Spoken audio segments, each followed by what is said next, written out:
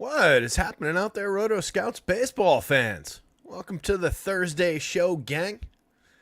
An exciting Thursday afternoon. We just had a huge storm blow through here in the last couple of minutes in the New York area, but it's already cleared. Looking like we'll be good weather-wise for that game. Solid little 7-game slate tonight. Big slate for a Thursday. Usually getaway day, we get a little smaller action, or we get afternoon slates, but looking pretty solid today. We got a 3-gamer going on in the afternoon. Some interesting lineups in that one. Cujo Blues here. What's going on, Cujo? Andy Melman, afternoon, pal. Good to see you guys. Had a comment on yesterday's video about somebody taking something down on FanDuel. Name, I think I've seen pop up a couple of times. I'll pull that up, actually. Got to congratulate people when they win things, you know. Probably not here yet, because there's only a handful of people here so far. We'll kill a second by looking up who it was. So, assuming it's a real comment, Male Nurses Rock 2258 yesterday evening says, I can't believe it. I had 2 teams come in first in FanDuel's pinch hit contest.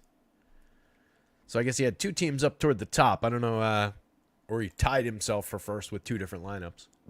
But congratulations to him. Sounds like a nice little victory there. Cujo's having a nice relaxing day. Excellent. That's what Thursdays are good for. Nobody wants to work too hard on a Thursday. It's basically the weekend. Friday is the weekend. Thursday evening's happy hour. It all works out nice. That is one thing I miss about office, job kind of work is the old happy hour after a long hard day. Hit the bar for a couple drinks. Bitch and moan about what's going on at the office. Talk about other people who aren't there. All that fun stuff. Let's get into this thing, though. Got a little bit of a quorum going on. A couple of minutes in. So it's one of those slates that breaks down along kind of haves and have-nots in terms of pitching. There's some really interesting spots for hitting. One of them's on the screen right now with the Dodgers just pulling massive numbers against Bailey Falter. Couple of spots look good. Couple of spots interesting for pitching, but it breaks pretty high up the board today. Where yesterday we had a lot of really good-looking value options. Today the value guys are really a lot more dice roll, dart throw kind of territory. So it's an interesting pitching slate. It's an interesting run board as well. I'll zoom this a little bit for you guys. So that first game up with the Dodgers at the Pirates, a 9.5 run total. Tied for the slate lead. The Cubs and the Reds also at 9.5. That one's Walker Buehler for the Dodgers against Bailey Falter. Walker Buehler's got the Pirates at 4.06 implied runs. On the other side, the Dodgers leading the day at 5.56, and all that home run power we just saw a second ago. Mitchell Parker facing the Braves. Reynaldo Lopez going back the other way facing the Nats. He's got them at a 3.89. He's looking pretty solid. 4.71 implied total for the Braves. Mitchell Parker's been decent. He's given up earned runs, but he hasn't been bad. He's, at most 3 earned runs. It's pretty typically 3 earned runs out of him. But he's pitched into the 6th inning a number of times. He hasn't gotten completely obliterated for power. There's a couple home runs in here, but not terrible. So it's an interesting spot. We'll look at him a little bit, but obviously that Braves team still very, very deadly. One of the most highly projected teams on the board in terms of the implied total in Vegas. Yankees lineup looks like it just dropped. They just got it on the news here. Well, it looks like Oswaldo Cabrera's in the lineup, as is Trent Grisham, hitting 8th and 9th. Excuse me. A little bit of a downgrade there for the Yanks. Who's out of the lineup? Looks like Verdugo out of the lineup, and DJ's out of the lineup. We'll get to that. Anyway, Yanks are still looking pretty good, 4.60. They're going up against Pablo Lopez, though. Very, very talented pitcher. He's been up and down this season, but if you get him on the right day, obviously he can shut down a team as good as the Yankees. And then on the other side, the Twins, 3.9, call it a 4.0 on the nose implied total against Marcus Stroman. Stroman certainly capable of beating that Twins team, finding a few strikeouts along the way. As usual, better real-life pitcher than DFS option. But on a day like today, could be playable. Reasonable expectations for success. Cubs at the Reds, 2 hefty totals in this one. 4.61 on the Cubs side, 4.98, 4.99 on the Reds side. Both teams look pretty primed for some offense here, so I kind of like this spot. Matchup is Hunter Green against Javier Assad. Both guys talented enough pitchers. Green, obviously, the better of the two, but looking like an appealing spot for bets given the ballpark, the environment, the run total there, and just the implied totals that those teams are pulling. Cubbies showing a little bit of power. Reds have moderate, mid-range 7s and 8s on the power index. 3 of the Cubs are above the magic number in the home run model against Hunter Green, who does give up a fair amount of power over the course of time. Sonny Gray going for the Cardinals, facing that low-end Rockies team on the road. Rockies against a righty, especially a talented righty like Sonny Gray on the road. 2.85 implied total for the Rockies in a 7-run game. Cardinals heavily favored there. 4.25 on the Card side going up against Cal Quantrill. Cardinals are very up and down. There's a couple guys who have kind of hit their stride for the season. Nolan Gorman most specifically. Maybe you get to him as a one-off consideration. He's not all that expensive. We'll take a look at the Cards in a minute. The Rockies look very low-end. Sonny Gray overall pitching very well this season. Gave up 4 earned runs in his last start. He had a 5 and a 6 earned run game in there. Every other game is pretty fantastic. So pretty solid faith in Sonny Gray to succeed in that spot. The Red Sox and the White Sox. The Red Sox pulling a pretty solid total. 5.19 implied total. They got Tyler O'Neill back, so that helps. They're going up against Jake Woodford. Should be a gettable spot for Boston. 5.19 is a second highest total on the board. No real reason not to go to them. They're going to be popular, and it seems like the spot they can certainly succeed.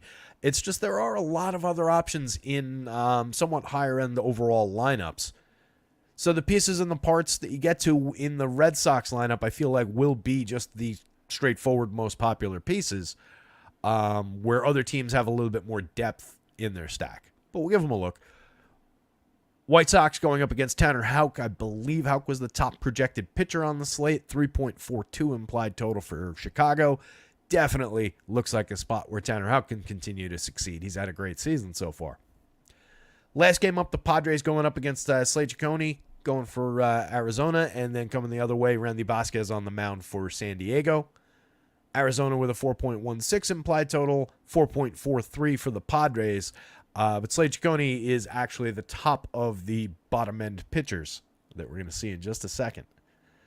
So it's an interesting board in Vegas, where the kind of straightforward where the runs are today. It's basically how you would have expected it if you had pulled this slate up last night and just looked at who was pitching and where. You could have kind of guessed where these run totals were going to be. But it is, again, an interesting pitching board given there is a clear projection break right there in the heart of the board.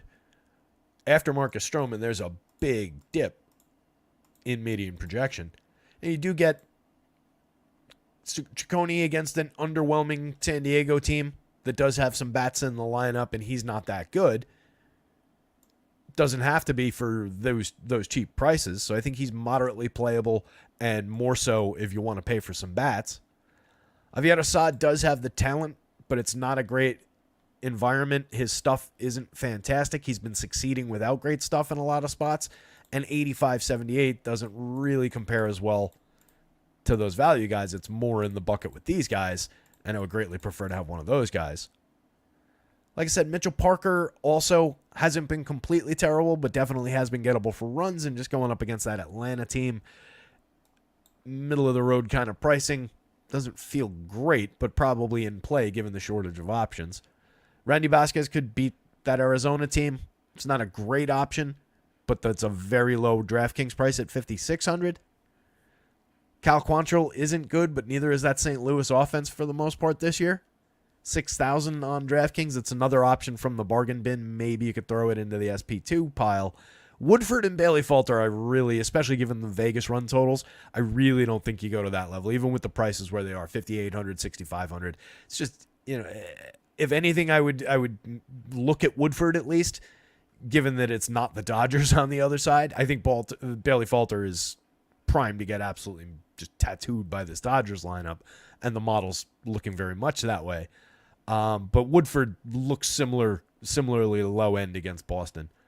So I do think that there's a few options in the bargain bin, but they're kind of, like I said, lower end, just more very much dart throw type options, given the matchup for Parker, given the matchup for Ciccone to a degree, and the general lack of strikeout upside and talent. Same thing goes for Randy Vasquez. Same thing kind of goes for Javier Assad with the environment and the price where it is.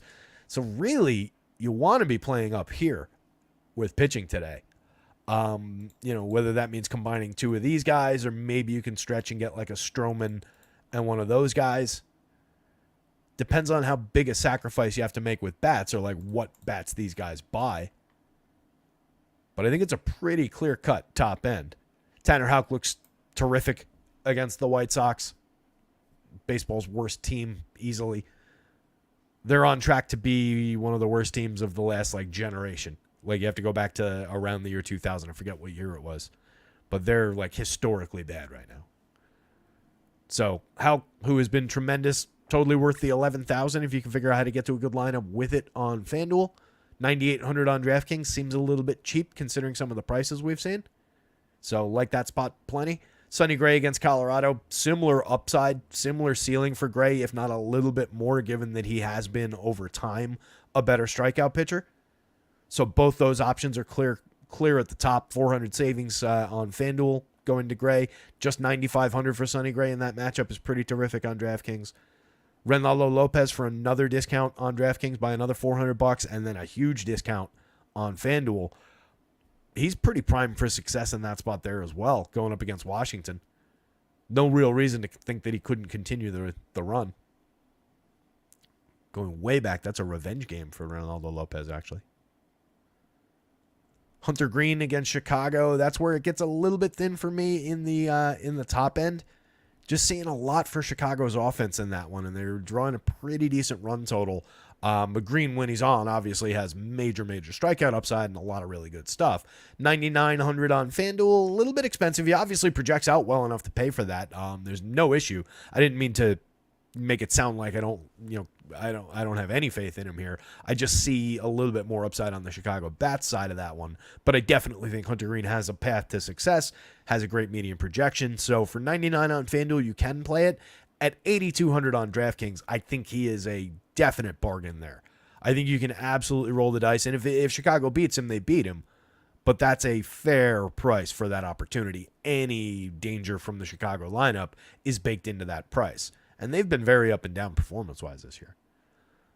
Pablo Lopez, just a tough matchup, but the same thing applies. Any struggles that he's undergone this season, and any matchup concerns against the Yankees in Yankee Stadium, 8,800, 8,500 kind of takes care of it, given what his true ceiling is. So, terrible spot. I prefer the Yankees bats. The three usual suspects are showing immense power numbers again against him today. So, not the spot for me, I don't think. But I think he's fairly projected, fairly priced, and playable. Yankees aren't going to score a ton of runs every day. Walker Buehler going up against that Pirates team might be a little underrated on the model here. Definitely has similar upside, similar ceiling if he gets enough innings. Seems like a pretty solid matchup for him. We did see the Pirates go off yesterday after we talked about it on the show. Buehler went 6 in his last one, pitched into the 6th the start before that, and 6 innings the start before that one. So 3 straight starts, at least pitching into the 6th. No real concerns about lack of depth there. I think 6 innings is easily on the table. If he's really rolling, maybe you get a little bit more. But a lot of upside for the 8,300 on FanDuel, 8,700 on DraftKings. Definitely worth paying for. Marcus Stroman against the Twins, like I said before, definitely some upside there. Typically pretty good at keeping the ball in the yard, keeping it on the ground. Can find some strikeouts. Not a huge strikeout pitcher, but pitching pretty effectively this season. So 9,200, no issue with it on FanDuel. Upside for a quality start. 8,400 on DraftKings. Seems a little bit cheap. So it's a really interesting board, but I do think you could fairly say that that's your actual cut line, where like these are your good options, and then everything down here is either unplayable or just dart throws. I don't think any of these guys give you firm footing as an SP2. They're just in the bargain bin.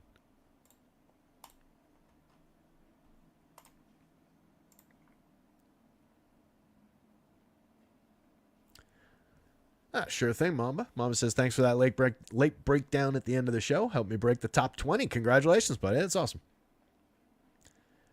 Colin Sutherland is late. Currently doing way better than anticipated in the early slate on DK, but need Woo to come through. Now Bybee lets in another run.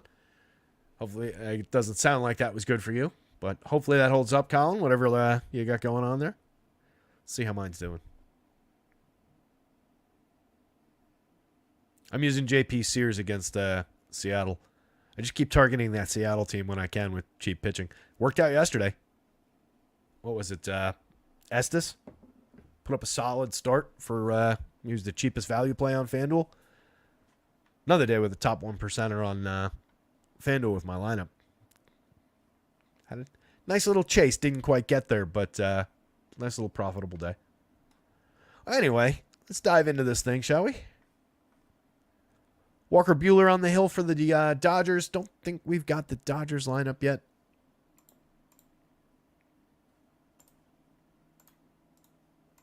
Oh, wait. Looks like we got a few in. We do have the Dodgers. Beautiful. Oh, a little different down bottom. Actually, a little different throughout. Interesting one. All right. So, I mean, no Will Smith, which sucks. I liked Will Smith here, but you get Teoscar moving up the lineup to hit cleanup today.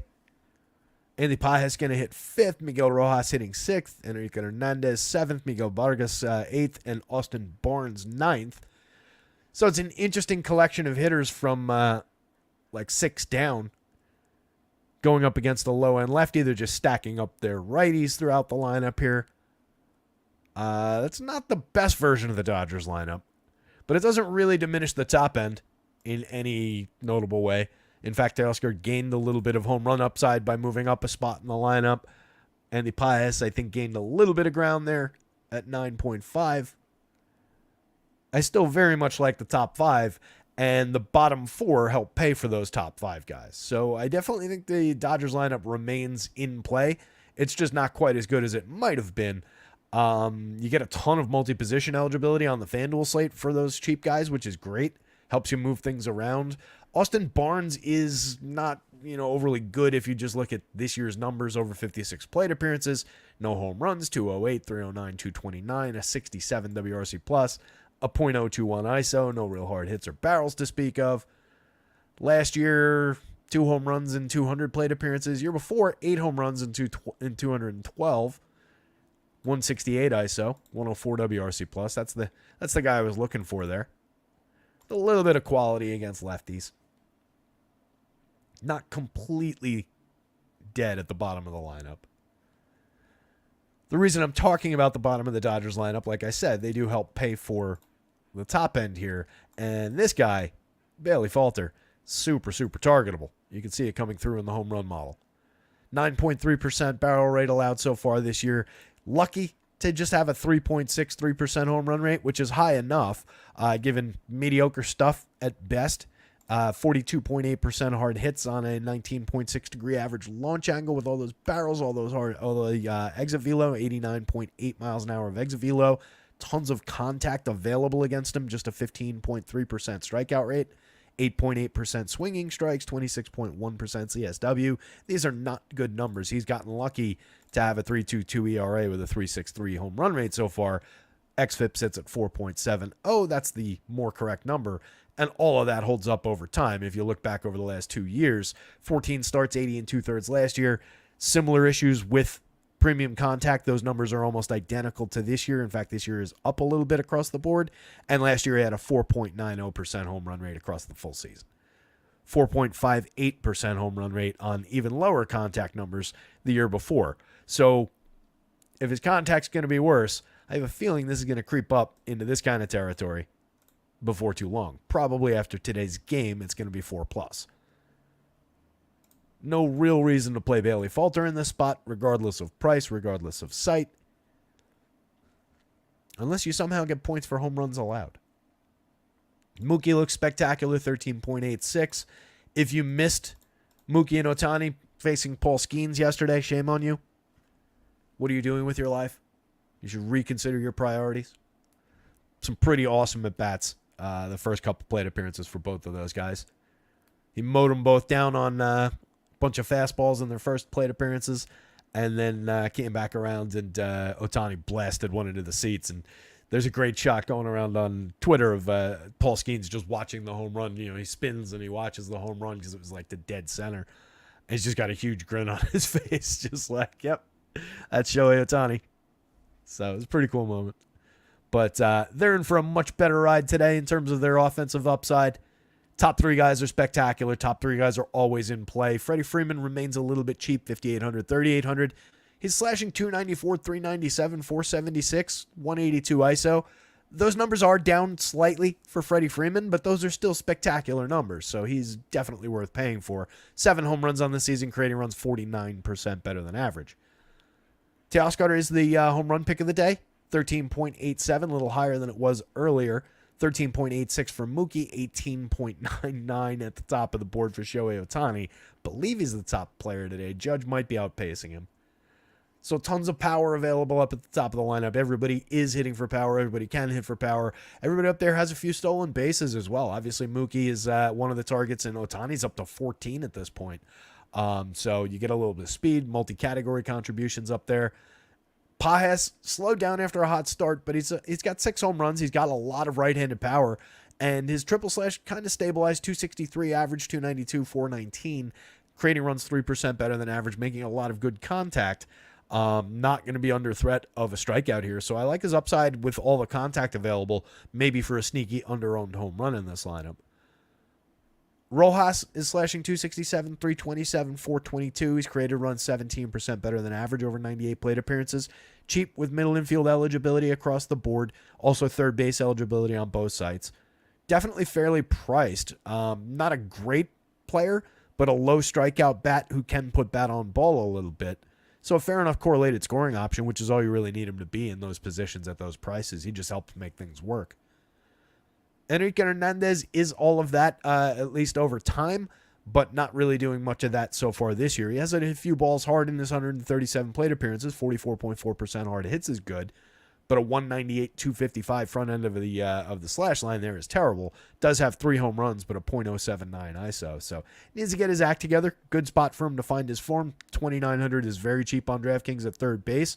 He plays first, second, and outfield in addition to that for 2,400 on FanDuel. Miguel Vargas, 17 plate appearances, has a home run on the board this year, 313 ISO, making excellent contact in the tiny sample of plate appearances, tiny sample of batted ball events. Over 304 opportunities last year, 195 average, 305, 367 on the back end of the slash line. Did have a 172 ISO, 7 home runs. There's power there. There's right-handed pop against a bad left-handed pitcher who gives up tons of power. So Vargas is on the board. He's just kind of low expectation. Fairly high strikeout rate so far this year. Well, that's an unfair sample. Larger sample last year is 20.1%. So he's all right for strikeouts, but inconsistent at best. But very cheap, easily afforded right-handed power. And then Austin Barnes, like I said, we looked at him already. Not a ton of upside down there, but not completely dead. Walker Buehler for 8,700, 8,300. Pretty cheap pricing for such a talented pitcher. Obviously, we're just looking at his 6th start since coming back. He's thrown 25 innings in 5 starts, so we can do the simple math in our heads. But like I said, he's pitched into the 6th in each of the last 3. It was a 4-inning start and a 3 1/3 inning start in the first 2. Across the 5 starts, he's given up exactly 3 earned runs 4 times. He's got a 4.32 ERA and a 3.70 xFIP. For all the time that he missed, it's not terrible numbers. Seems perfectly fine. There's 2 7 strikeout games mixed in there. One was in the last start against Colorado. 7 strikeouts, but gave up 3 earned runs, a homer, walked 4 in that one, 6 hits. 4 strikeouts against Cincinnati at Cincinnati and 7 strikeouts against Cincinnati in his best start so far back in Los Angeles. Went 6 innings in that one, 3 hits, no runs, 7 strikeouts, no walks. Has that kind of upside easily against this Pirates team today. Could get hit for a couple runs. No doubt about it. They were, 4.1 implied runs?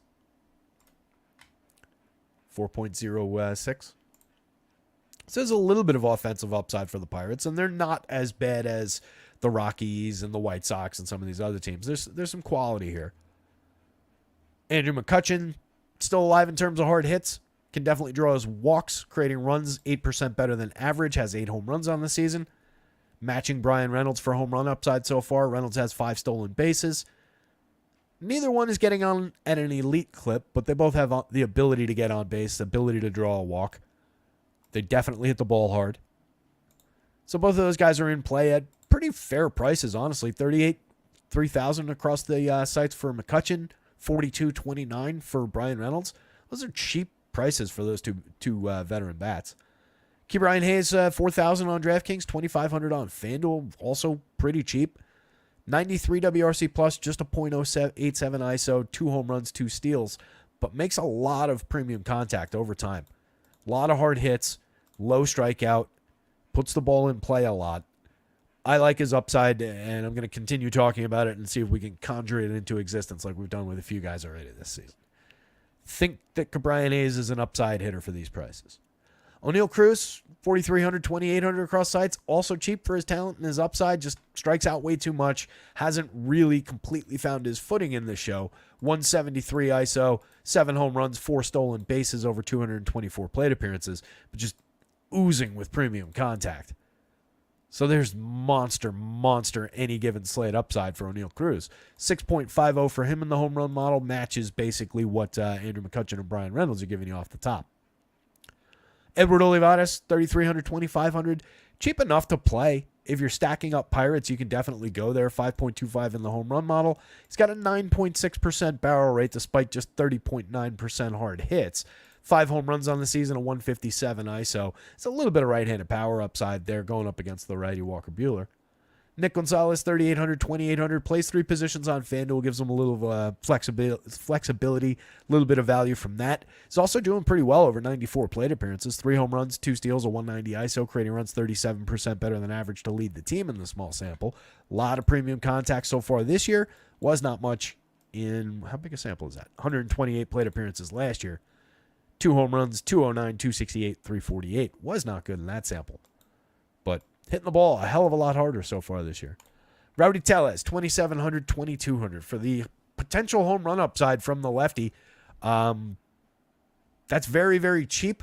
I'll give him that. You can see that it's just a 3.43 in the home run model. Buehler doesn't typically give up a ton of home runs. He has, in a small sample this year, given up a 5.71% home run rate. That's a lot of home runs in just 5 games. It's two home run games and 1 home run game. So in each of the 4 games in which he gave up earned runs, he's given up a home run at least. And 2 of those he gave up 2 home runs. But typically not too bad for that. And doesn't give up a ton of premium contact. So he's got them limited based on his history. But Rowdy Tellez does have a lot of power. Formerly some pretty great premium contact numbers. That's dipped so far this year, but still a 41.3% hard hit rate. We're also just at 191, 255, 243.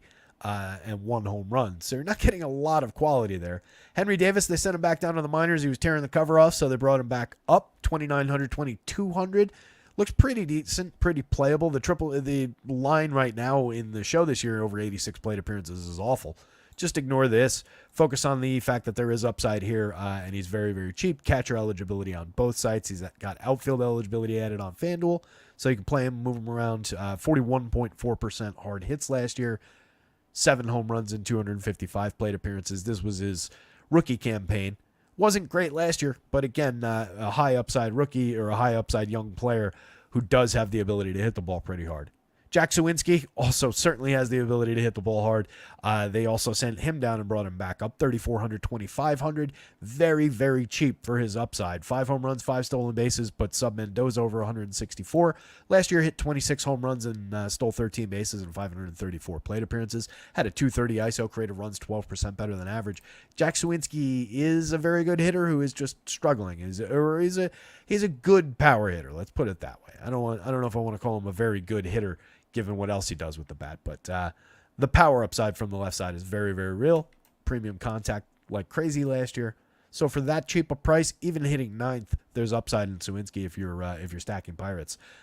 I greatly prefer Walker Buehler to stacking Pirates, especially where he's priced today.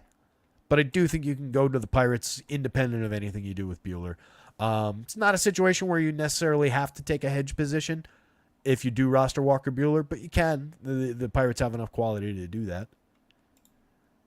Dodgers bats still way up top, even with the wacky bottom end of the lineup. And no Will Smith. Walker Buehler. And then just loosely Pirates bats as a low-end, low-owned kind of an option. They don't look as good as they did yesterday. Braves and the Nats. Let's see if we got lineups here. We got the Nationals at least.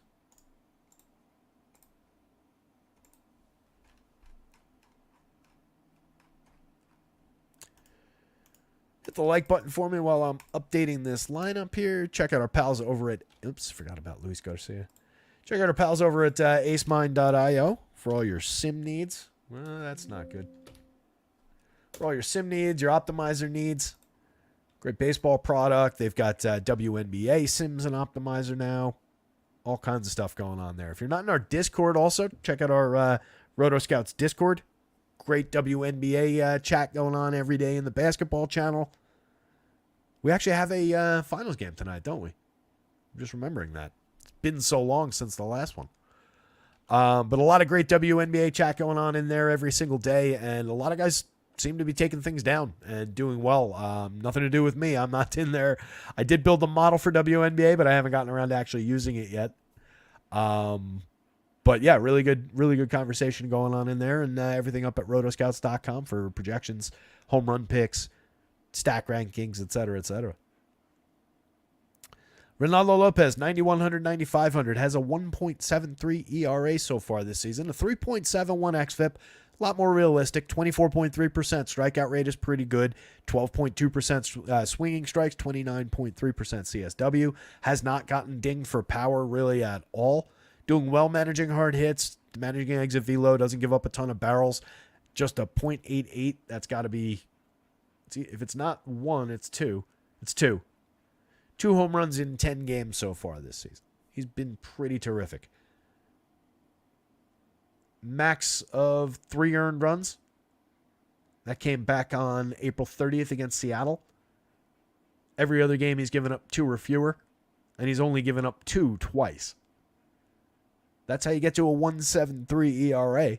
Like I said, I do think, high 3s is probably, 3.5 or above is probably the more realistic number that we end up at. But he's been really good, and he's facing a Nationals team that is gettable at worst. 22.3% strikeout rate so far this year, so his typical strikeout output should be on the board. They draw walks at an 8% clip, which is average-ish. There's a few guys in there with double-digit walk rates that he's got to make sure he gets around. He's walking 8.8% so far this year, but a 1.08 whip. He's keeping guys off the bases relatively effectively. So I see plenty of upside for Ronaldo at 91 on DraftKings, 95 on FanDuel. Perfectly happy to pay it. Projects out really well. Looks like a very good option. On the other side, again, Mitchell Parker not pitching poorly. 3.60 ERA with a 3.45 xFIP underneath it, inducing an 11% swinging strike rate. 21.3% strikeouts is not exceptional by any means, but it's fine for a rookie. No issues with it. He's playable given where he's priced. If he was 9,100 on DraftKings, it would be an issue. But for the giant price difference between the two, you're only getting 3 percentage points more of strikeout rate out of Ronaldo on the other side of this game. It's just, this is a god-awful matchup for Mitchell Parker with all the right-handed power in this lineup. He's given up a 40.8% hard hit rate, 89.6 miles an hour of exit velo.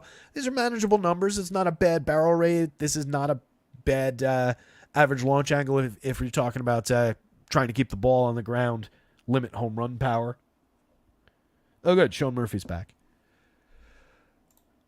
He had been day-to-day on Yahoo. I forget if he missed a game.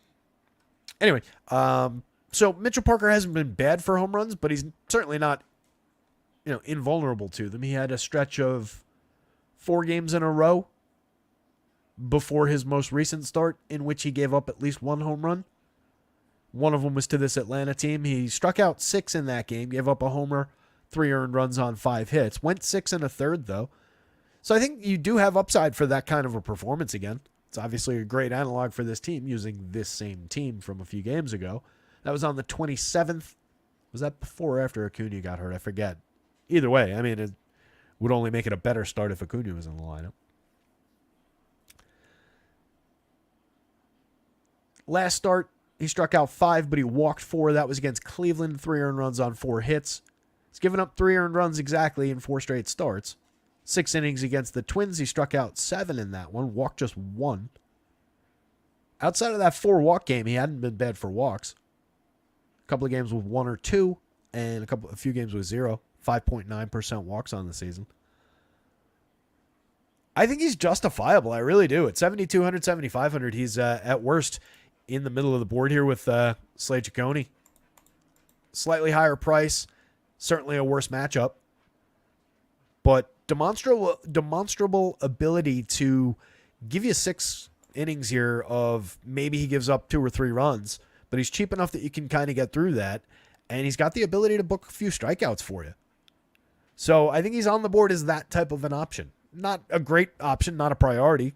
Definitely better plays on the board, but not unplayable here against a very, very good Braves lineup that, again, is drawing a 4.71 implied total on the other side of this. You don't see massive home run numbers for those Braves right now, though. 7.58 for Marcell Ozuna to lead the team. Could definitely be higher. Against other pitchers would certainly be higher. Matt Olson, 5.99. Austin Riley, a 5.0. He's struggling. Olson up to 9 home runs. Riley just 3 on the season. Really been flat this year. The premium contact hasn't abandoned him, but his output has been really, really down. Ozzie Albies at the top of the lineup, just 4 home runs, 4 stolen bases, over 224. His output is also down. He's creating runs. He's hitting for average. He's getting on base. So it's not problematic like Riley is, but the counting stat output is definitely down slightly for Ozzie Albies. This is also why the prices are down for this team at the top of the lineup. No, Acuna obviously hurts their overall upside, but still some lethal bats in here. But yeah, I think Parker is at worst playable. But that said, if we are doing that, we're probably going to hedge that position pretty well with the Braves. You want to build a nice little foundation around that for when it explodes. You've got at least a little buttress of lineups against that explosion. So Albies is definitely playable at 51.38. Those are cheap prices for his upside, his talent. Again, the numbers are down a little bit, but he is still creating runs, 14% better than average. Still hitting ahead of, or presumably, if this is when we get this lineup confirmed, presumably hitting ahead of Riley, Ozuna, Olson, Duvall, Darno even. I meant to say that the other way around. Darno, Duvall even, but either way. Riley does still have a tremendous amount of righty power, even though it's not resulting here or here, and he's not creating runs above average, and he's only hitting 232. He's still making very good contact when he actually makes contact. So we can't be that far off the mark in terms of some results actually showing up again. The price is way down at $4,900, $3,300 for him. Ozuna, $57.39 is pretty fair. He's got 17 home runs at 290 ISO, 75% better than average for run creation. A Stantonian contact profile. Looks pretty great. Again, 7.58 to lead the team in the home run model. Matty Olson, $51.35. Pretty cheap for a guy with a 52.9% hard hit rate, a 12.7% barrel rate. Again, for him, the numbers are down a little bit over the last 2 seasons. He would probably be expected over 249 plate appearances to have totaled more, in this kind of home run territory. But there's nothing to say that he can't immediately surge over the next few weeks and have this kind of a home run total within 10 days. Maybe that's a lot. No, it's only 8 home runs in 10 days. That's probably generous. 14 days. So Olsen perfectly capable of getting his numbers right in an awful hurry, especially when he's still making that kind of contact. We're not that far off the mark. He's still creating runs, 12% better than average. Duvall definitely makes solid right-handed contact, 12% barrel rate for him this season, 12% barrel rate for Travis d'Arnaud. They've both got 5 home runs on the season in a similar number of plate appearances. d'Arnaud delivering a little bit better at triple slash, better ISO for sure at 209 compared to 165. Better results from Travis d'Arnaud so far, but they hit the ball fairly similarly. They do a lot of similar things from the right side of the plate. 117 WRC plus for d'Arnaud compared to an 81 for Duvall, but either guy's playable, obviously at very different positions. Mikey Harris, multi-category contributor. I love him when he's hitting leadoff, but I would expect he'll be down here at the bottom of the lineup against the lefty. Definitely playable in the outfield, 4,400, 3,200. Easier to get to him now that you're not occupying an outfield spot with Acuna. So definitely in play for me, even with a lefty on the mound. Orlando Arcia, 3,600, 2,800. Continues to be cheap, does have upside in a continuing sense. And then if Brian Anderson is in the lineup for those cheap prices, especially at 2,000 on the FanDuel slate, I guess you could throw him in. Last year in 361 plate appearances, Brian Anderson hit 9 home runs. Year before, he hit 8 home runs in 383. So it's... I didn't talk about the Nats lineup. It's a Nats lineup that... I guess they're playable against Ronaldo. But it's not the most appealing spot for contrarian bats.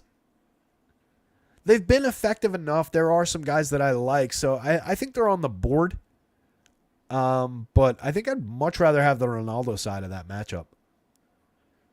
If I'm going to the Nats, though, it's C.J. Abrams off the top is the first man in, 5,300, 3,200. He's got 9 home runs and 8 steals, a 201 ISO. Numbers have dipped overall over the last couple of weeks, but a tremendous talent at the top of their lineup and still a shortstop who hits the ball very hard. Prices are down a little bit with the underperformance recently, so 5,300, 3,200, easy to pay for. Leighton Thomas, 43-33, really hasn't clicked so far this year. Does have 15 stolen bases, though, which isn't bad. You can at least rely on a little bit of running if he gets on. Scary Creations, if you go on the website over at rotoscouts.com, you've got a whole thing of home run picks for each team. 1 home run pick for each team and an overall for the day.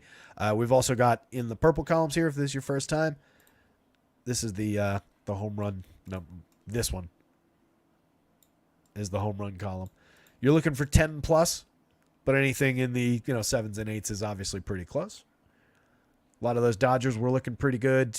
The obvious Yankees looked pretty good. We'll get to the other teams, but there's a whole article every day up on the website. Greg Biancone says Estes was flirting with a no-no. That's right. I do remember hearing that in my. I woke up with the MLB Network on, and whatever the nightly half-hour highlight show was just running on repeat. And I remember hearing them say that 3 or 4 different times as I was 6 o'clock in the morning, half awake.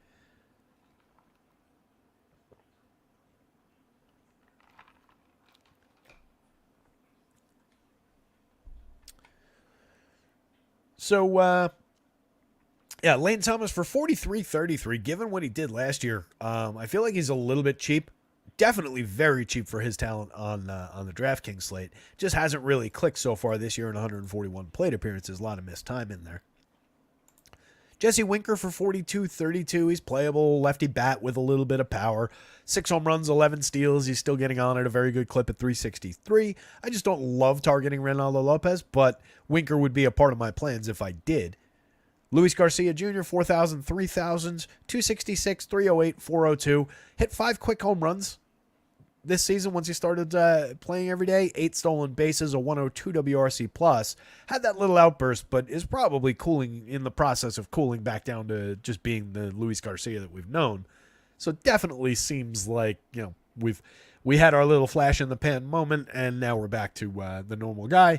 He's not unfairly priced for who he's been over the last few years. Certainly not on DraftKings. It's just kind of an awkward fit as a cleanup hitter, I think. Keibert Ruiz, 3,000, 2,500, continues to be a valuable one-off option on DraftKings if you're just looking for some hit upside.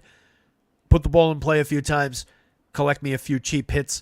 That said, the price at 3,000 is, I think it was in the 2,000s. Just recently, was it not? So it looks like I think it went up a little bit. He did hit 18 home runs last year, so he's got some power upside in addition to all the bat on ball, all the premium contact and the lack of walks. All the frequency of contact and the lack of walks.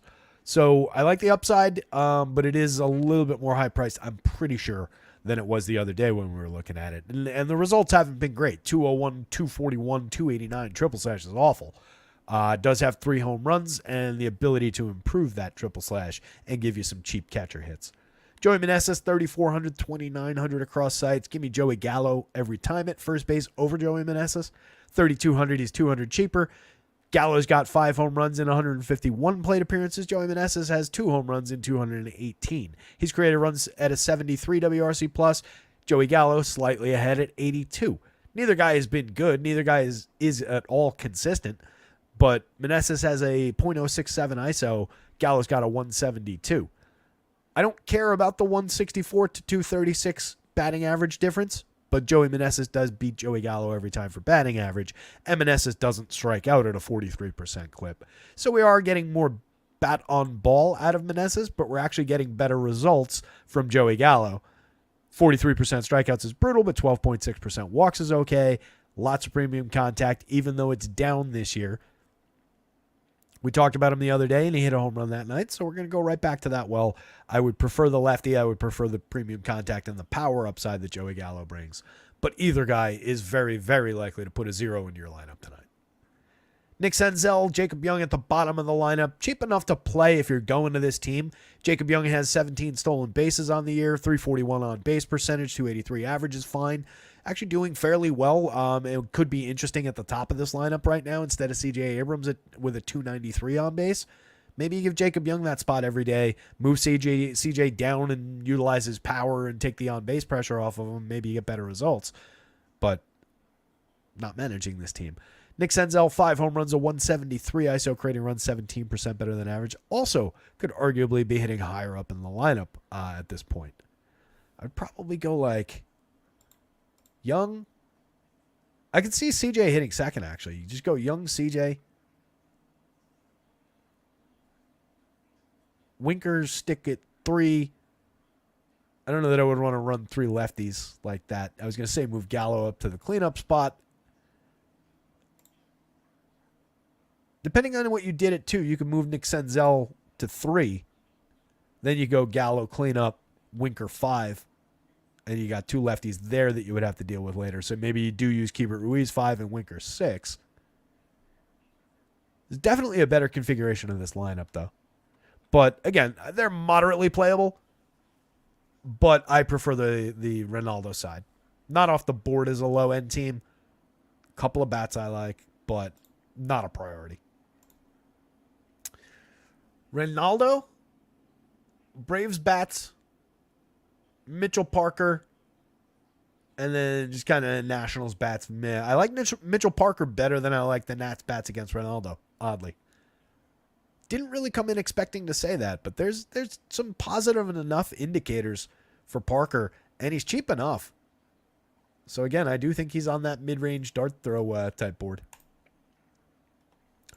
6:40 start time, by the way. Just 7 games. We're making our way through. Fanatic, I'm with you. I also have J.P. Sears in that game.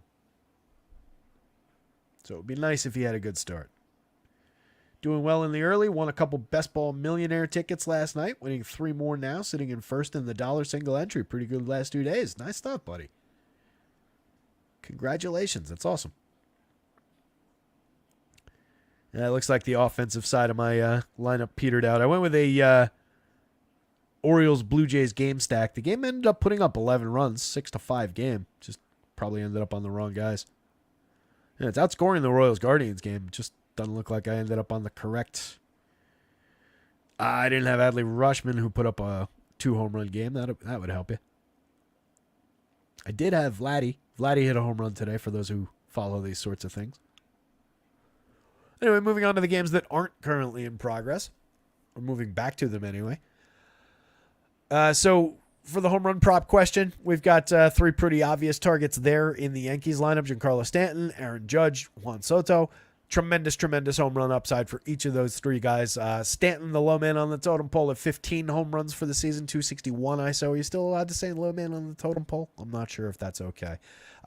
Soto, 17 home runs, a 286 ISO, 21 home runs for Aaron Judge after the ridiculous surge through May. 373 ISO, a 202 WRC+. All of those guys have been positive run creators this season. Don't let anybody tell you that Giancarlo Stanton is not good. He is very, very good. One of the best power hitters in baseball. There are idiots on Twitter saying like, oh, they should DFA Giancarlo Stanton and call up Jason Dominguez. They should get Jason Dominguez up to the team at some point, but do it after Stanton goes on the IL inevitably at some point. Don't DFA Giancarlo Stanton when he's creating runs 22% better than average. He's got 15 home runs, a 261 ISO, a 55.1% barrel rate, 55.1% hard hit rate, 18.1% barrel rate, having one of the best stretches of any of the last few years for him. It's ridiculous commentary.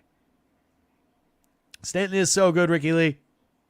And Judge is overrated, right? I love Ricky.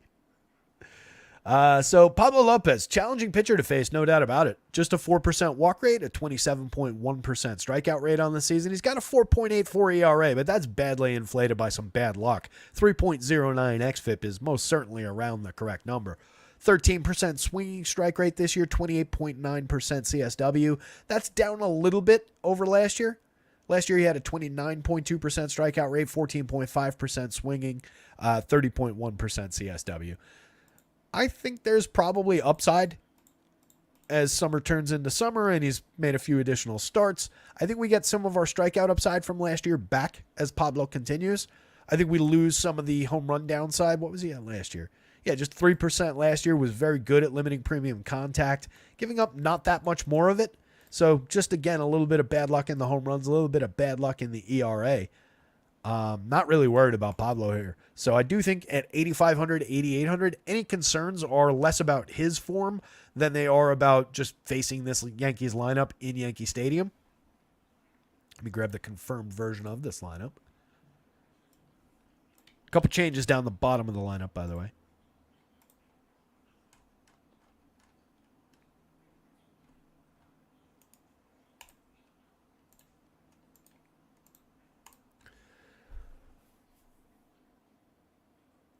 So you get all 3 of the home run hitters in a row now. Alex Verdugo getting the day off from the cleanup spot. Giancarlo Stanton moves up into the cleanup spot. Rizzo hitting 5, Glaber hitting 6. Austin Wells, I like the option, hitting 7th, and then Ozzie Cabrera cheap. Trent Grisham even cheaper down the bottom of the lineup. Those guys not great, but they do help you reach the other guys. Trent Grisham has been notably bad this year, but it is a lefty bat who does have the ability to drive the ball in Yankee Stadium. So there's a little bit of potentially even sneaky upside for him at the bottom of the lineup. But this is not the ideal version of the Yankees lineup.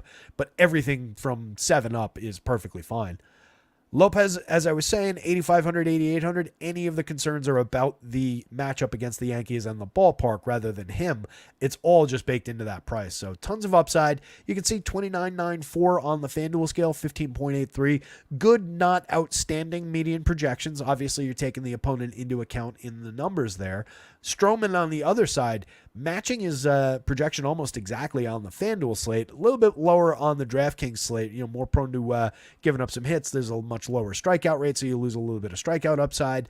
Not the high-end stuff pitcher, even though Stuff Plus is relatively close, and both guys slightly below average right now. Stroman, more of a contact, get ground outs, don't really strike anybody out kind of a pitcher. Also walking a few too many so far this year. So there is definitely a gap that is not accounted for in the price. 8,500 versus 8,400 is not really different at all on DraftKings.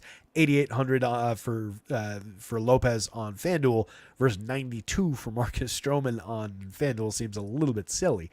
So Definitely a weird price fit for Stroman today. Certainly capable of beating this Twins team, though, and could find a few additional strikeouts along the way. Current lineup is just at a 20.8%. They were at 22.9% for this same group of hitters last year. Call it a 21 and change. Round it up a little bit. So maybe a couple of strikeouts additional for him. There are some gettable hitters in there, but there's also several very legitimately low strikeout hitters in there. 19.3% for him over the course of the season, over 12 starts, 69 and a third innings. You can see a little bit of the luck and a little bit of just like the walk rate and the hits that he gives up in the difference between his ERA and his xFIP. 2.73 ERA, but a 4.23 xFIP. This is the real Marcus Stroman. That's where he'll finish up ERA-wise, somewhere in there, high threes to around here. But he's been good. He is a talented guy, just not the best DFS pitcher in the world. There's a little bit of ceiling on the median projection. Every now and then he can spike a strikeout game. But the ceiling is more limited for Stroman than it is the other guys that are priced similarly or above. Last time out, just 2 strikeouts. Did go 7 and a third, though. 2 earned runs, booked the quality start, got the win. Tons of quality start upside, tons of win upside for Marcus Stroman. That said, maybe a little bit less win upside than you would get with the Yankees lineup against a lot of other pitchers. Slightly, though. Still favorable, still significantly favored. Significantly higher run total. If you're going to that Yankees lineup against Pablo Lopez, which I definitely think is advisable, seems like a good position to be in. And if they're a little bit under-owned for the good pitcher that they're facing, so much the better. You do have rain in the area today. There's rain in the area in a lot of these games, by the way. But it seems, at least per Roth, like every single one of them is going to be fine. Like I said before, the storm blew through and then it got sunny again. Right now it looks like it's more like cloudy and might start raining again. But all reporting is maybe a slight delay to start the game and then they play fine at 8 o'clock. So all systems go here. Anthony Volpe from the top, 4,900, 3,300, having a great year. 290, 355, 448, one of the best positions in baseball. 282 plate appearances. He's been terrific. 6 home runs, 11 steals, 132 WRC plus. Maybe hitting for a little bit less power so far this year, but still stealing bases. And the important thing is he's getting on base for these guys to drive him in. Juan Soto, 6,300. Aaron Judge, 6,400 on DraftKings, 4,500 and 4,800 on the FanDuel slate. 2 of the best players on the entire planet. You get them into your lineups when you can, and they're top priorities basically until the end of the season, until further notice.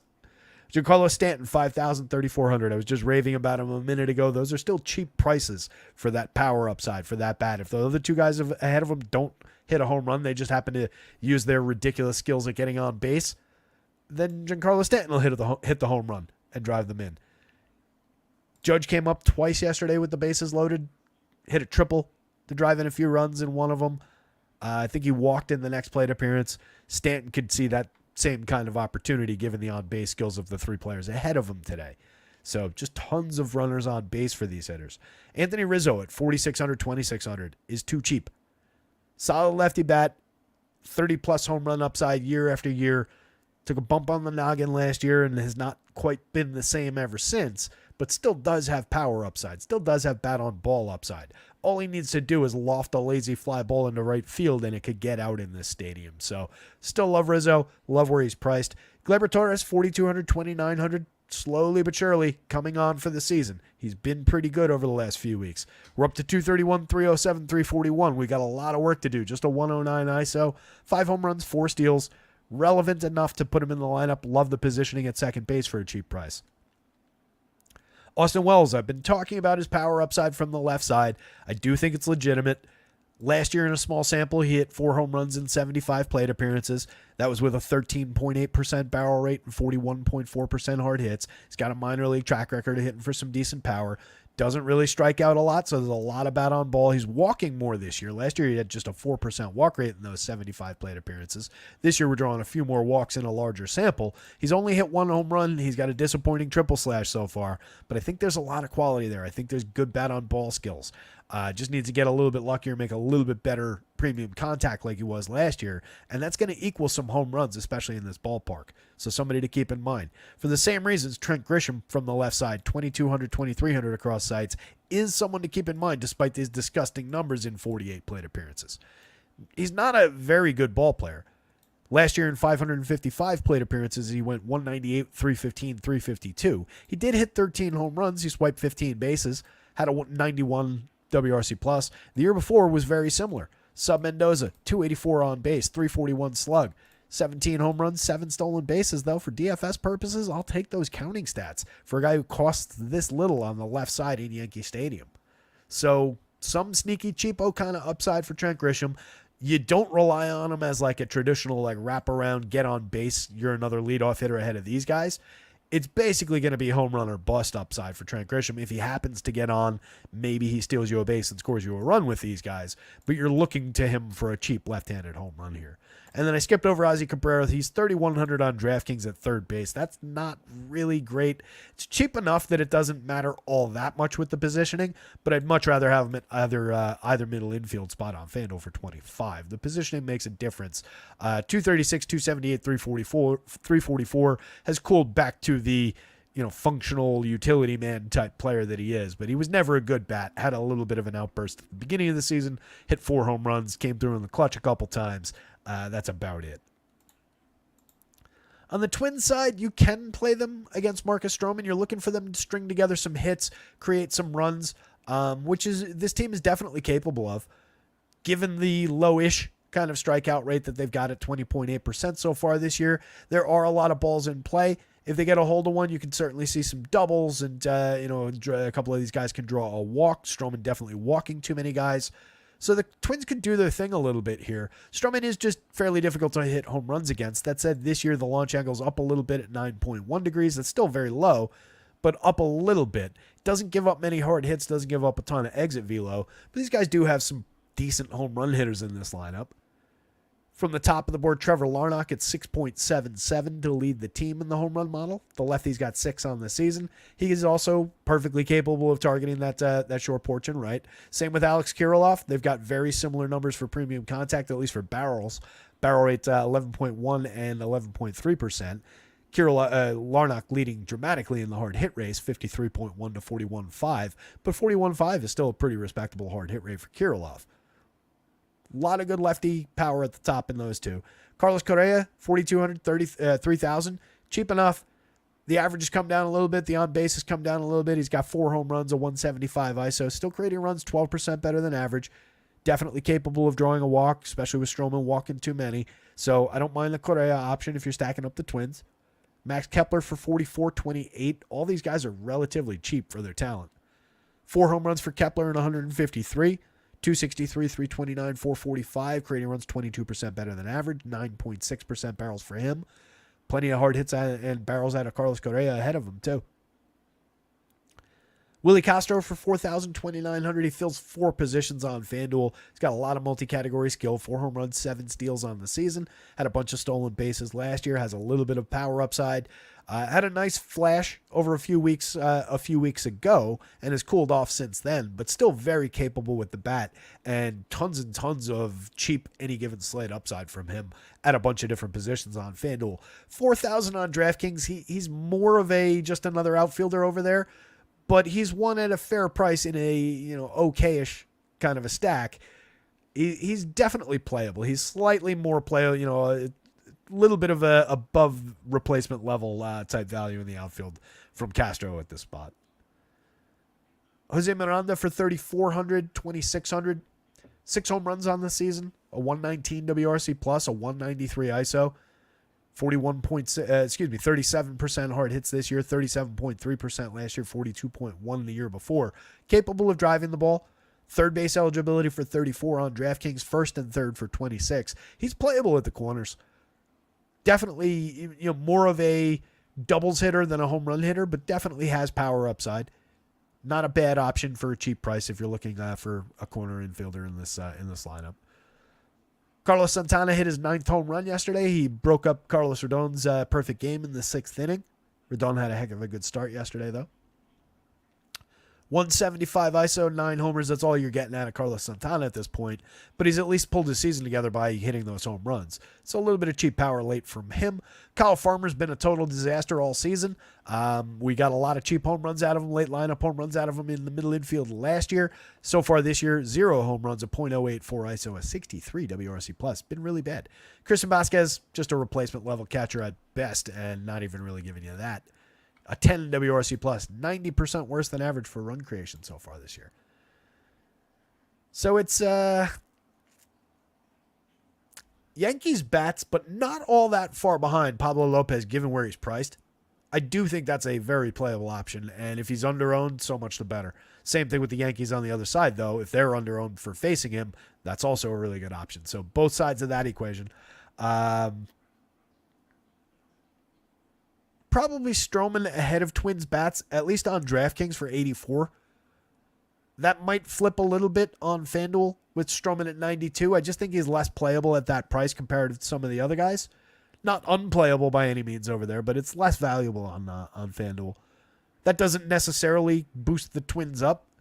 It just moves him it more moves him down into a tie than it moves them up into a tie, if that makes sense. Cubbies and the Reds. A lot of upside for offense in this game. Come on. We have the Reds lineup here.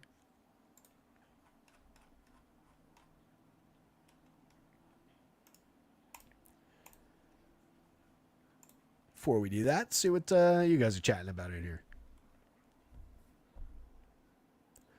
Mama says Judge not the best player in baseball, but a great player, no doubt. Neither is Ohtani, but I won't grow up about top 5 players.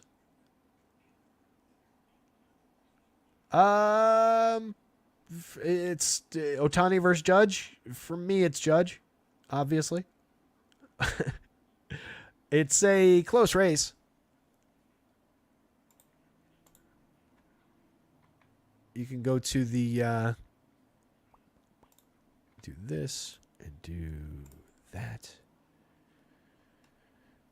If you're just going by, I don't know, something like traditional WAR, depending on which site you're looking at on FanGraphs, with their WAR calculation, since the beginning of the 2022 season, Aaron Judge leads baseball with a 20.3 wins above replacement. Mookie Betts is second with a 17. So that's a pretty big gap between Mookie and Aaron Judge. More than 3 wins going by traditional WAR. Shohei Ohtani is 6th in that time frame with a 13.2 as a hitter. Obviously, you've got a pitcher WAR in there as well for Ohtani. I think. Where the fuck is he? I would have thought he was higher. I think this is sorted by WAR.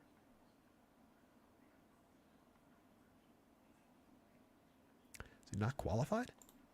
That can't be right.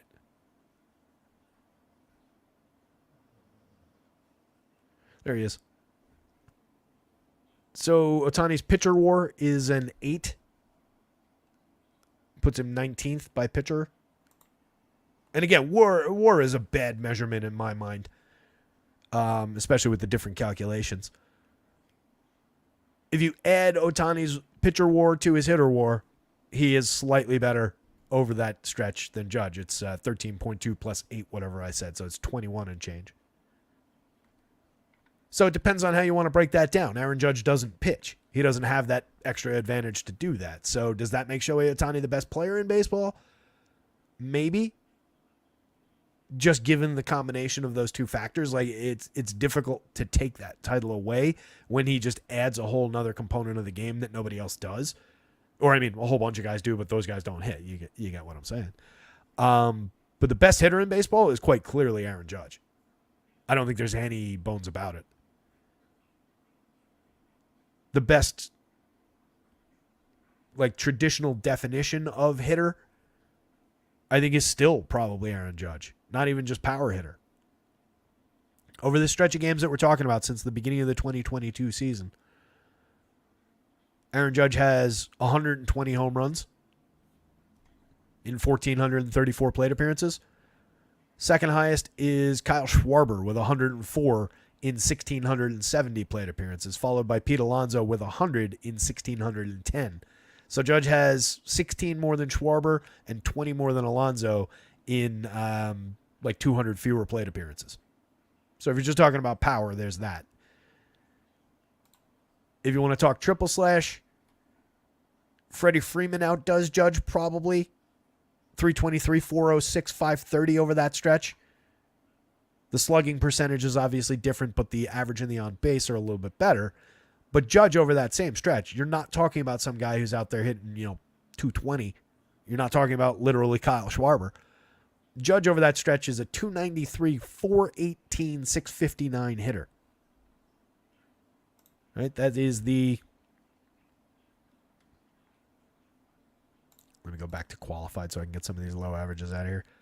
That is the 9th highest batting average, the highest on base percentage, and I'm sure the highest slugging percentage over that stretch. Over that same stretch, Aaron Judge has created runs 96% better than average to lead the league at 196 WRC plus. Jordan Alvarez is number 2 at 170. Shohei Ohtani number 3 at 163. Ohtani steals more bases, but Judge can steal bases. He's got 23 in that stretch. Ohtani's got 45. So it depends on what your definition of the best player is.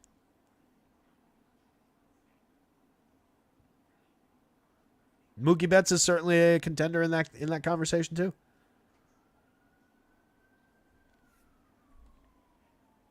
He's right there at or near the top of the board in many of those categories. In that same stretch, Mookie is a 292, 381, 546 hitter. He's created runs 57% better than average. That's a almost 40-point gap, 39-point gap between him and Judge over the same stretch of games. He's also made 150 more plate appearances than Judge in that stretch in 30 more games. He's stolen 35 bases. Judge has 23. He's hit 83 home runs. Judge has 120. 17.0 WAR for Mookie, 20.3 for Judge if you want to go by WAR. But yeah, Mookie's on the list. You know who else is on the list? Johnny Diaz. If you're going just by WAR, he's number... Where'd he go? Going just by WAR, he dips, actually. I was sorted by something else. Was I sorted by WRC+? Plus? Yeah. 8th in the last 3 years by WRC+, Plus, 145, Yandy Diaz. And that's including this year's struggles. Good player. Anyway, let's get back to this slate, shall we? See if the Cubs lineup happens to have come out in the last couple of minutes. It did. How about that?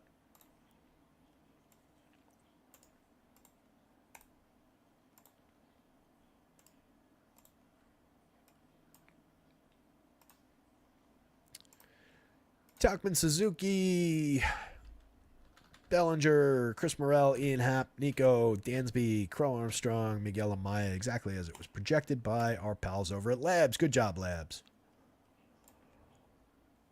So obviously some ballpark factors in play certainly here in Cincinnati. You've got Hunter Green going for the Reds, 8,200, 9,900. Big price difference across sites for him. Much more playable on the DraftKings slate against a Cubs team that is flashing some power upside against him. He's got a 25.9% strikeout rate this year, 3.44 ERA with a 4.22 xFIP. He walks too many at 10.2%, which could be problematic against a Cubs team that is pretty good at drawing walks, getting on base and doing their thing, as we've talked about numerous times this year. So some issues there. Some issues not this year with power for Hunter Green, but certainly the last two. Gave up a lot of premium contact, 9% barrels, has halved that down to 4.5% in his 12 starts and 70 and 2/3 innings so far this year. He's cut hard hits from 43.4 to 33.5, exit velo from 90 to 88 miles an hour. Those are big differences, so it could certainly be legitimate improvement, but it could also just be a little bit of happenstance that would rapidly change with a few home runs. So we'll see what happens there, but a 3.82% home run rate is down to 1.71 in the small sample, and 2 years ago as a tiebreaker in 24 starts, he was equally bad at giving up premium contact and had a 4.52% home run rate. So a lot of home runs in his past. That's where part of this is coming from. But he's been better at managing it this year. So which version of Hunter Green do we get? That's our tricky question. I think he's appropriately priced to play at 8,200 on the DraftKings slate. And you do have fairly significant strikeout upside days from Hunter Green as well. This lineup, 21.4% across the confirmed Cubs lineup so far this year. Last year, same group of hitters, 23.4%. So somewhere in between, there's about a 22% strikeout rate. Green hasn't had exactly 5 strikeouts in each of his last 2, including the most recent start, which was against this same Cubs team. He gave up 5 earned runs in that game. He gave up a home run in that game. Only 3 hits over 6 innings, 27 hitters. Walked 5. That was an issue. So that's, again, where the walks could jump up and bite him. Like a bullet hitting Forrest Gump in the ass. If we're looking for walks, Mike Tauchman is a good candidate off the top. 13.3% walk rate, a 372 on base. Flashing a little bit of power this year, 40.1% hard hits, 7% barrel rate, 5 home runs. 145 ISO is obviously not great, but he's capable of driving the ball. Capable of stealing you a base. He's got 4 of those this season, a 130 WRC+. Hitting ahead of the 3 guys who are above a 10 in the home run model. So you get Tauchman on base. One of those guys knocks one out of the park in the first inning, and you're off and running. Everybody in the Cubs lineup runs at least a little bit, except for Miguel Amaya. We'll forgive him because he's a catcher. But everybody else has at least a couple stolen bases on the year. Everybody's got at least a little bit of power, except for probably Nico Horner in there. But we'll forgive him because he's a second baseman. Nico gets on at a 342 clip. Drawing just a 9.7% walk rate, but puts the ball in play a ton because he's striking out at the same rate, 9.7%. Doesn't have any kind of power or premium contact to speak of, but get some base hits, draw a walk, get on base a couple times, maybe a steal a base. He's only got 6 this season, but he's piled up a lot more in seasons past. So some interesting bats up and down this lineup to throw at Hunter Green. And again, they're coming in at a 4.61 implied total. That's not far off the mark from the Reds on the other side. This is the one of 2 games with a 9.5 run total at the top of the board today. That's technically the, 5th highest of those numbers? So some expectation for runs. And if the Cubs are going to be under-owned for facing Hunter Green, who will probably get a little bit of popularity at that price, probably not as much popularity at that price, I think there's upside there. I think you can definitely roll Cubs bats, but I would play some Hunter Green over here against them. Here, it's a little bit more complicated. Across 150 lineups, I definitely think you have some. I definitely think you mix some in. But I think in that equation, with him at 99 and options that I like better, I think I would opt for some more Cubs bats in that situation, and then just take like a smaller portion of Hunter Green. If he's shockingly low owned on FanDuel, though, it swings the other way. If he's in the low single digits, or even 5% or lower, let's say, for some reason, then I think you can load up additional shares of Hunter Green. So it all depends on what the public is doing with him, which obviously you don't fully know, but you've got some sites that are good at projecting that sort of thing. Let me go check. Small slate, we've got some time.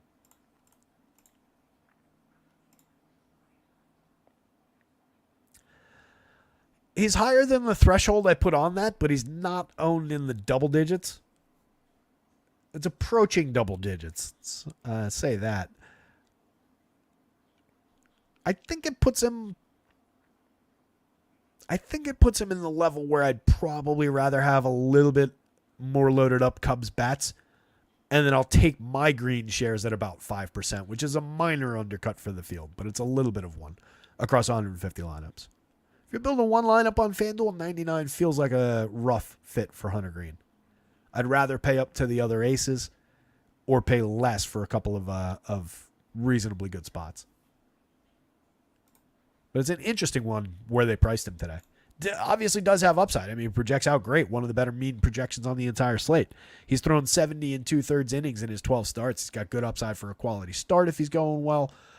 Good upside for a win bonus if the Reds get to Javier Assad like I expect them to. So definitely not off the board. Just becomes more complicated at this price. This is easier.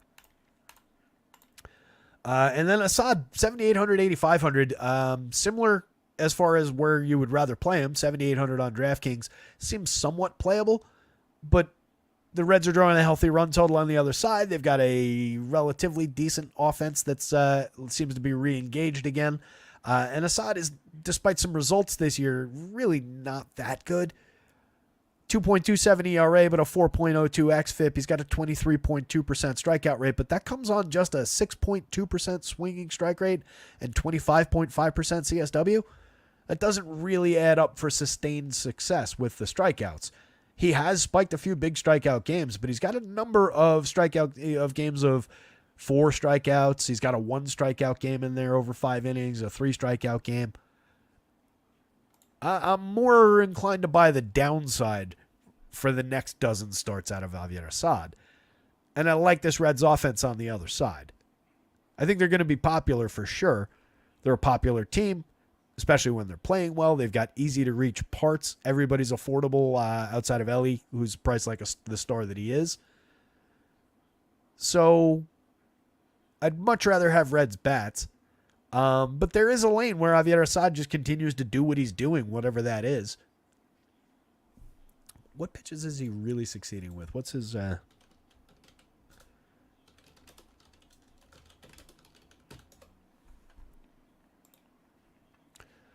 Looked them up multiple times. I can always tell because I never reset the browser history, so it's just whether the link is purple or not when I look up these individual pitchers.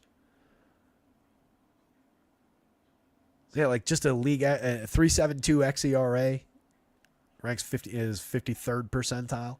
He's got a 16th percentile 91.8 mile an hour average fastball velocity. Induces a 15th percentile chase rate, a 7th percentile whiff rate. I don't know how he's striking out an above average of 56th percentile strikeout rate at 23.2%. I don't know how he's achieving that.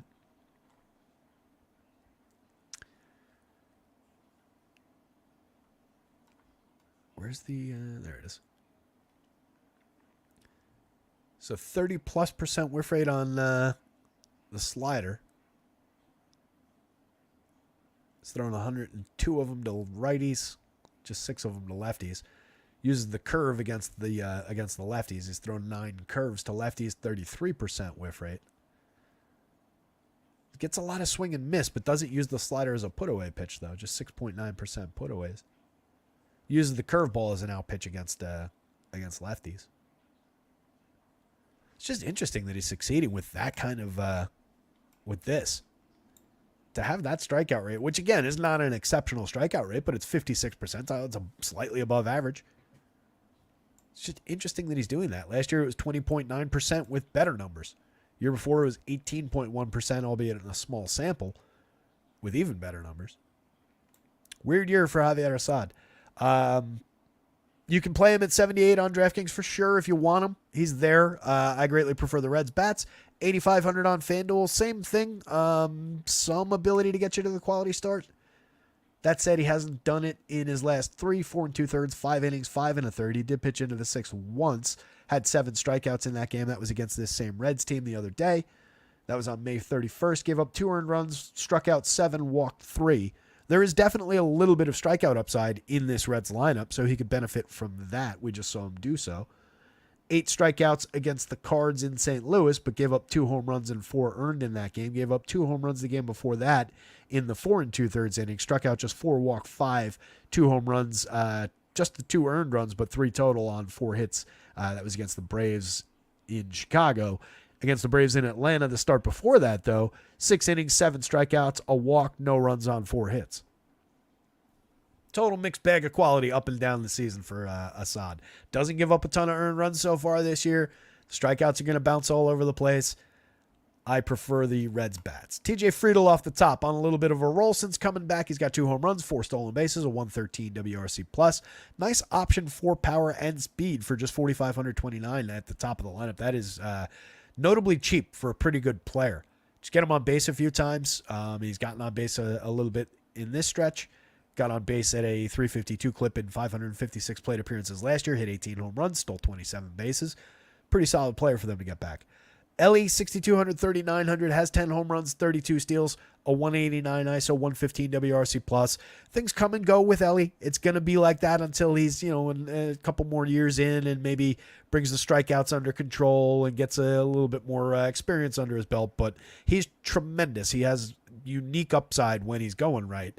And he's got immense any given slate upside, especially against a pitcher like Assad, who there's some strikeout, but there's certainly going to be some quality of contact available against Assad too. So Ellie's definitely on the board, 9.63 in the home run model. Looks good, just very expensive.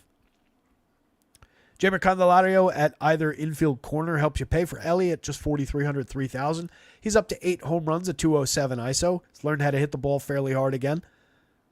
Don't dislike the Candelario option for a cheap home run. 8.29 out of him in the home run model. Spencer Steer at 7.15 in the home run model. First in outfield on DraftKings for 56. First, second, and outfield. The second base eligibility is very nice from Spencer Steer on the FanDuel slate.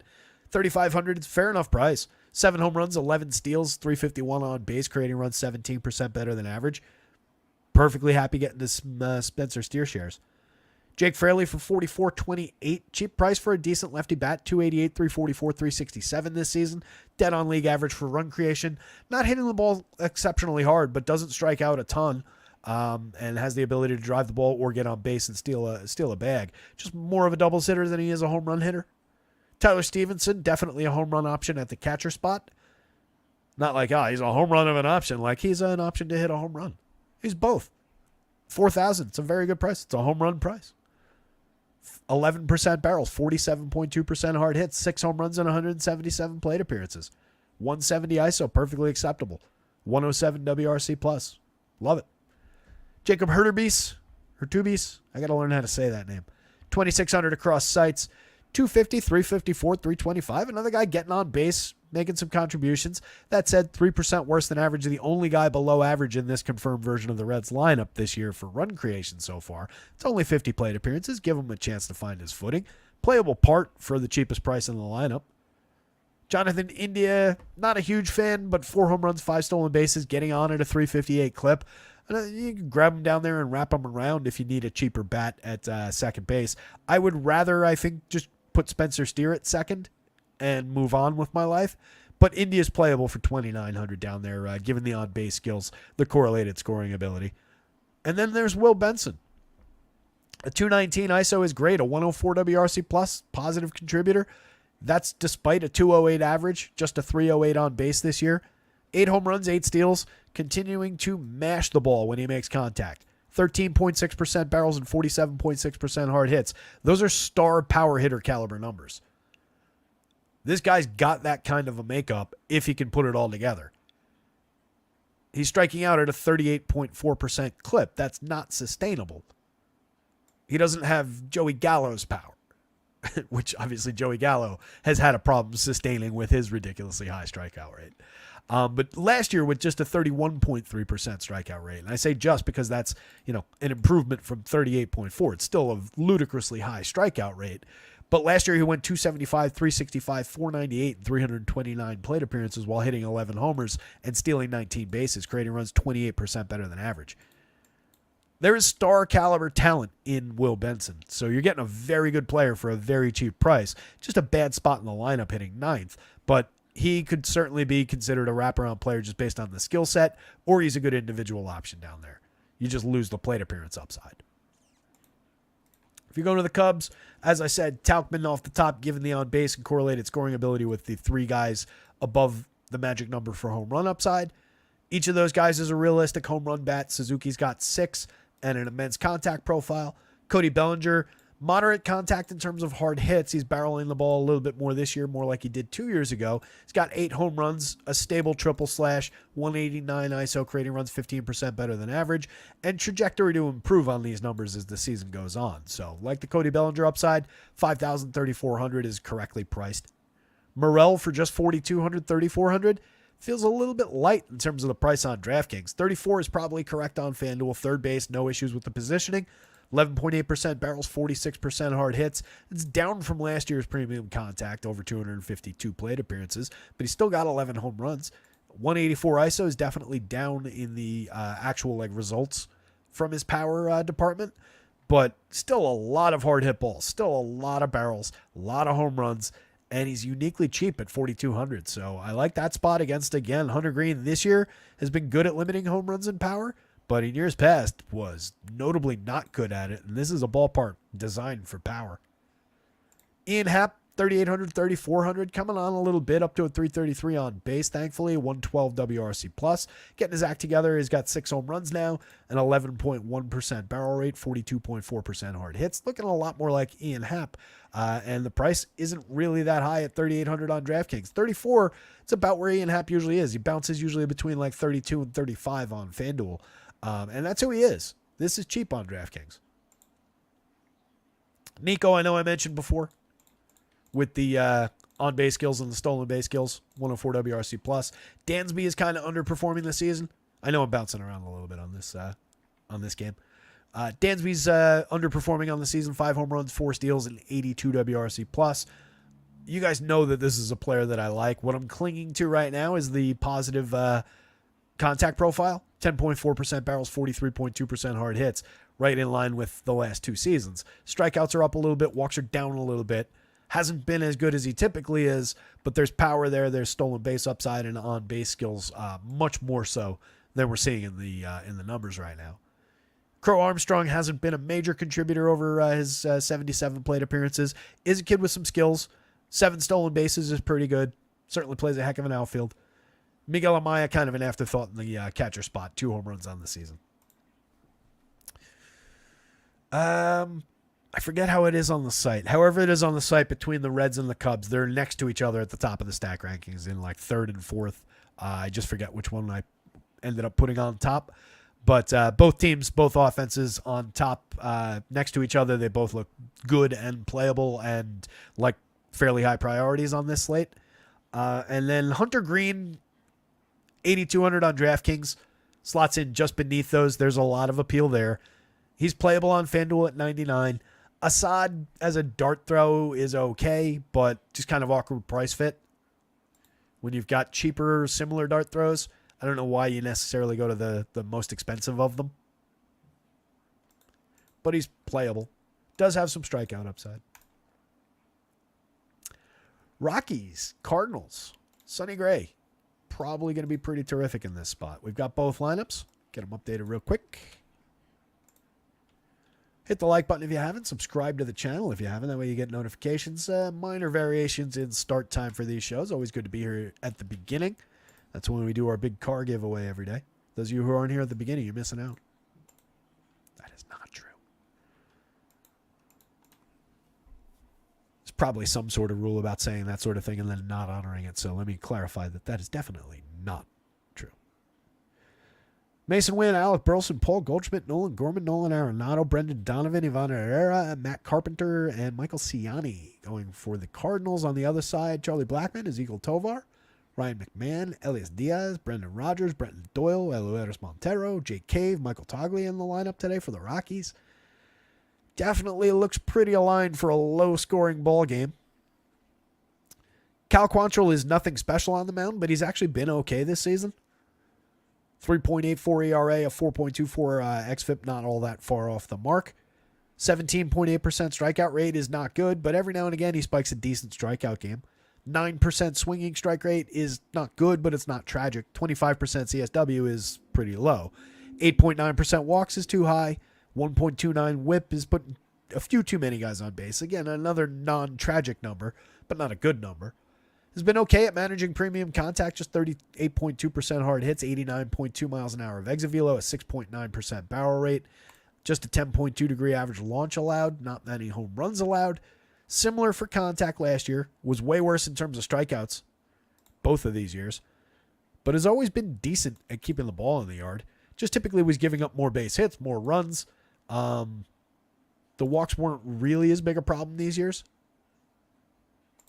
So just bad results in a lot of ways for I almost called him Cal Contact. I was going to say for Quantrill because he is a contact-focused type of a pitcher. Let them make contact and rely on your defense to get you some outs type of a guy. Doesn't usually spell much success at the for DFS purposes, but with the Cards total that just 4.25, That's not outrageous. Just a 7-run total in this game. Most of that is because Sonny Gray is facing the Rockies and he's got them below 3. But there's a little bit of quality in Cal Quantrill for just 6,700. I wouldn't really use him on FanDuel. You might get to the quality start. He's thrown 68 innings in 12 starts. But I think the upside on the single starter site is probably a little bit more limited given the general lack of strikeouts. Like I said, every now and then you get a good one. Against Pittsburgh on May 3rd, he had a 9 strikeout game. And then on the 21st against Oakland at Oakland, he had an 8 strikeout game. Other than those, he had a 6 strikeout game against Arizona all the way back on April 9th. Otherwise hasn't been above 5. So, moderate scoring output from Cal Quantrill. You need a lot of things to go wrong at the top for Cal Quantrill to be the top pitcher of the day on FanDuel.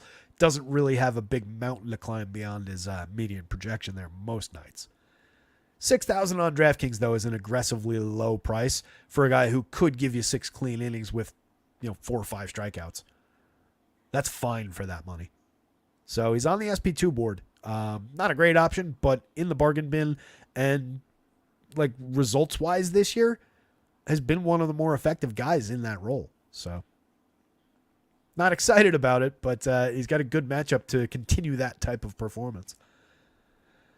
Sonny Gray for 95, 10-6, perfectly worth paying for. One of the better stretches of recent years for Sonny Gray, over 10 starts, 57 innings. He's got a 33.5% strikeout rate, a 3.0 ERA on the nose with a 2.48 xFIP, pitching even better under the surface than he is in the pretty terrific ERA. 32.7% CSW with a 12.5% swinging strike rate. He's been very good at limiting premium contact. 2.61% home run rate is nothing to worry about. 10.3 degree average launch. 8.8% barrels is maybe a little bit higher than I'd want, but it's only resulted in 35.8% hard hits. 89.7 miles an hour of exit velo. As long as it's below 90, it's usually manageable contact. It's a little higher than I'd want from like an ace caliber expensive type guy, but again, has not really hurt him. And based on the low whip, the low walk rate, when he has given up home runs, they're low scoring home runs. Maybe it's a solo shot. Maybe it's a 2-run shot here and there. He had one bad game. No, excuse me. He had 2 bad games. They came back to back. One of them was just a meltdown in which he gave up 3 home runs, 6 earned runs, 3 home runs, 6 strikeouts over 5 innings. That was against Milwaukee at Milwaukee. The next game, he gave up another home run, but struck out 9, gave up 5 earned on 8 hits over 6 innings against that bad Angels team. That was the other one that I had to throw on the fire there after I noticed the first game with the 3 home runs. Other than those 2 games, he gave up a home run in the next game against Baltimore, but Baltimore hits a lot of home runs. Gave up a home run to the Mets earlier in the season. But those are the only 4 games of the year out of 10 starts where he's given up a home run. So pretty good at pitching clean games. And it's the Rockies on the road against a righty. Heavily right-handed lineup outside of Ryan McMahon in terms of their power bats. So get me past Ryan McMahon 3 times, and I like Sonny Gray's upside to succeed against this squad. They've also got a 25% strikeout rate this year, 27.4% for these guys last year. A lot of strikeouts on deck for Sonny Gray tonight. Should realistically be the most popular pitcher on both sites in terms of just pure upside, pure talent for the money. Most particularly on DraftKings at 95. If you wanted to go Rockies, I guess you could. They'll be really, really low owned. Ryan McMahon is the top priority bet. He's a lefty, 4,700, 2,900. He's hit 10 home runs this year. Still has a 366 on base, but things are cooling off around that. Still making great contact, 53.5% hard hits, ton of barrels. Just a 179 ISO based on all that premium contact. That feels like it should be higher. So underperforming a little bit in the results department with some of the power outside of the 10 home runs, but creating runs 21% better than average. He's been good. I don't want to take anything away, and he's still cheap. 47.29. It's not an unplayable spot. Ezekiel Tovar, 4.34 in the home run model. He's hit 8 this season, a 178 ISO, creating runs 9% better than average. Also not bad. Elias Diaz, 4,300, 2,700 for the catcher. He's still hitting 306, 351, 452 over 202 plate appearances. Not crushing the ball, doesn't make a ton of premium contact, but has 5 home runs, a capable 112 WRC+. Definitely a playable catcher in this lineup. Just much better of an option when they're at Coors Field than when they're on the road against a very good pitcher. Outside of those three, those are your top priority bats. You get some mix and match parts down lineup. Brendan Rodgers hasn't been atrocious this year. Brenton Doyle has been productive this year. He's just 1% above average for run creation, but he's got 5 homers and 14 steals. So for DFS purposes, it's a little bit more upside from what he's done so far this year. Had an okay year last year in a minor amount of plate appearances for some DFS output. Eloy Montero's got the idea of right-handed power, but really hasn't delivered much. 42.4% hard hits is what we're clinging to.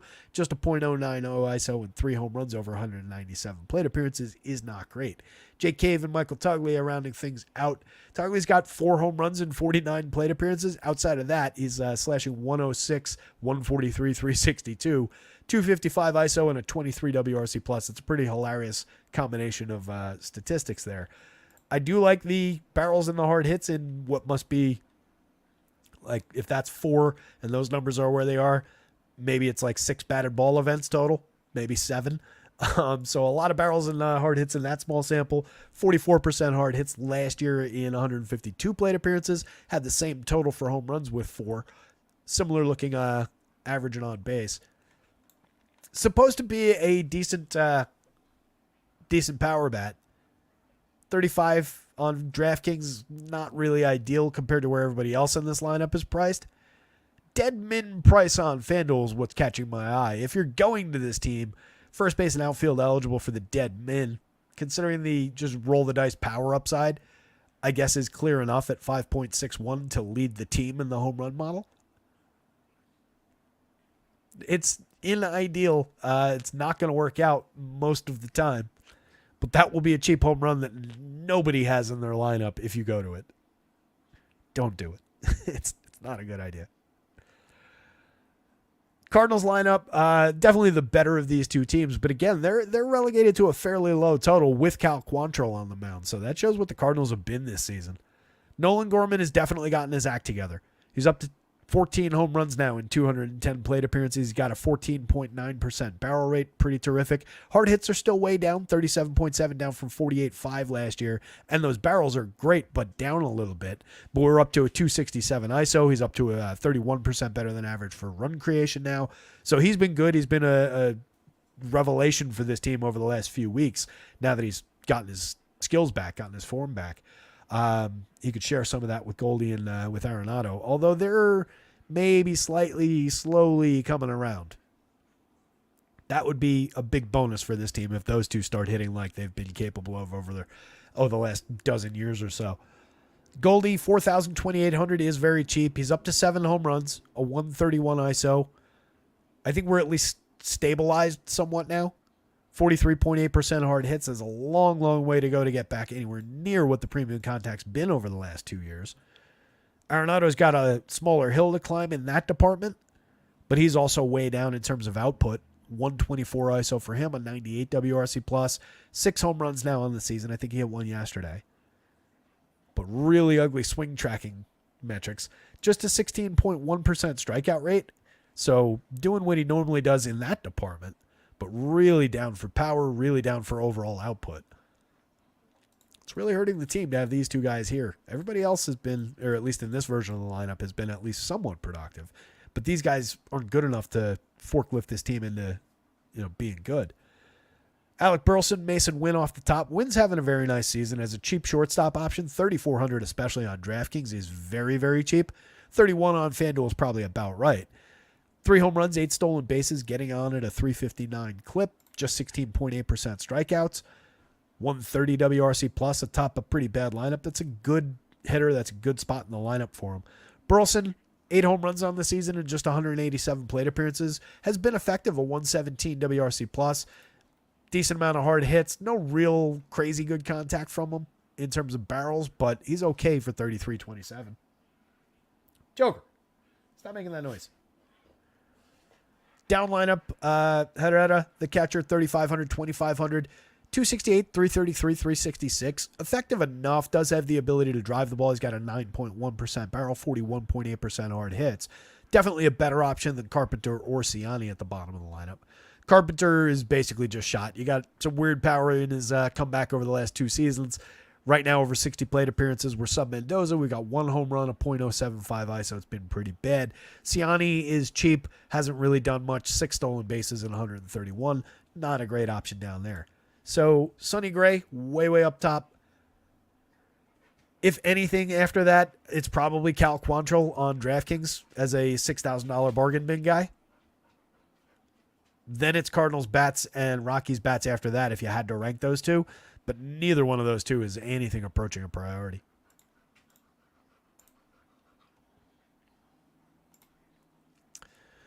Tanner Houck going for the Red Sox. Jake Woodford going for the White Sox. One of these things is not like the other. Tanner Houck has been really good this year. He's facing the worst lineup in baseball. Should be a good day to beat Tanner Houck.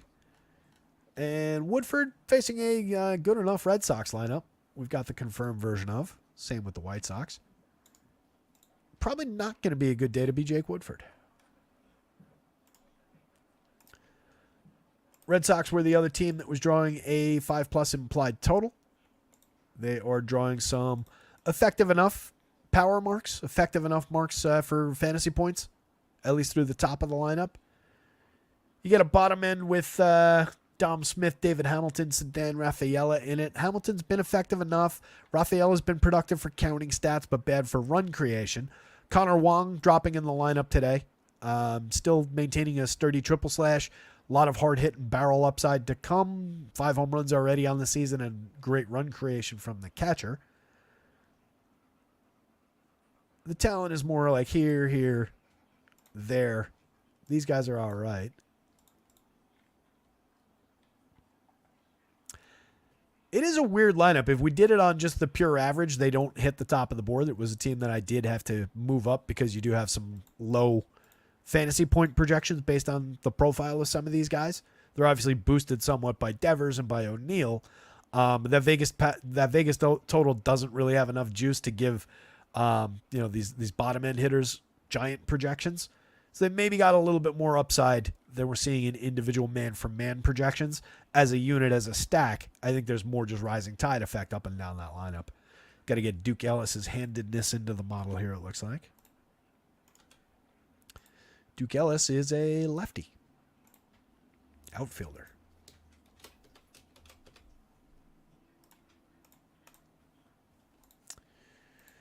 And now he's got a projection and everything. So all that was to say that Jake Woodford is not a good idea. 6.23 ERA with a 4.61 xFIP in his 4 1/3 innings this year. Last year, a 6.23 ERA with a 5.28 xFIP, just a 13.1% strikeout rate over 47 2/3 and 8 starts. Year before that, a 2.23 ERA, which is very good, but a 4.18 xFIP, which is the truth. 48 1/3 1 start, a lot of relief work that year, just a 12.8% strikeout rate. So pretty low strikeout, a lot of contact. Fair amount of power allowed, I believe. Yep. 4.95% home run rate last year as a starter, 11.3% barrels, almost a 50% hard hit rate, and 92.1 miles an hour of exit velo on average. That's a lot. Just a 5.8 degree average launch angle, but when he makes mistakes, they're big, loud mistakes. Definitely gettable here. Rafi Devers, 11.25 in the model. He's got 13 long balls on the season, a 288 ISO, a 159 WRC+, tons of premium contact. Tyler O'Neill back in the lineup, went on the injured list for a couple of days with weird whatever it was, strained side, I want to say, something like that. He's got 11 home runs, 257 ISO. A lot of the quality came in the first few weeks of the season before he ran into Rafi Devers in left field and got concussed. Doesn't seem completely broken, but the production definitely dropped off a little bit. Hopefully he comes roaring back to life. 5,200, 3,000, effectively priced for the upside. Still tons and tons of premium contact, has the ability to get on base, draws walks, scores runs, correlates with other players in the lineup, but we're really looking for the home run ball out of Tyler O'Neill. Rob Refsnyder, kind of a journeyman in the 3 spot. Does have a 9.5% barrel, 45.9% hard hits, and a very good triple slash, over 111 plate appearances. Maybe everybody for his entire career has been wrong, and Rob Refsnyder actually is a star caliber 3 hitter. Maybe. Probably not. This is 111 plate appearances of like the best quality he's ever turned in. Not hitting for a ton of power, but does have 2 home runs, a 173 ISO, 158 WRC plus. Was brought to this team to platoon against lefties and fill in as a utility guy, and is currently being asked to do more than that.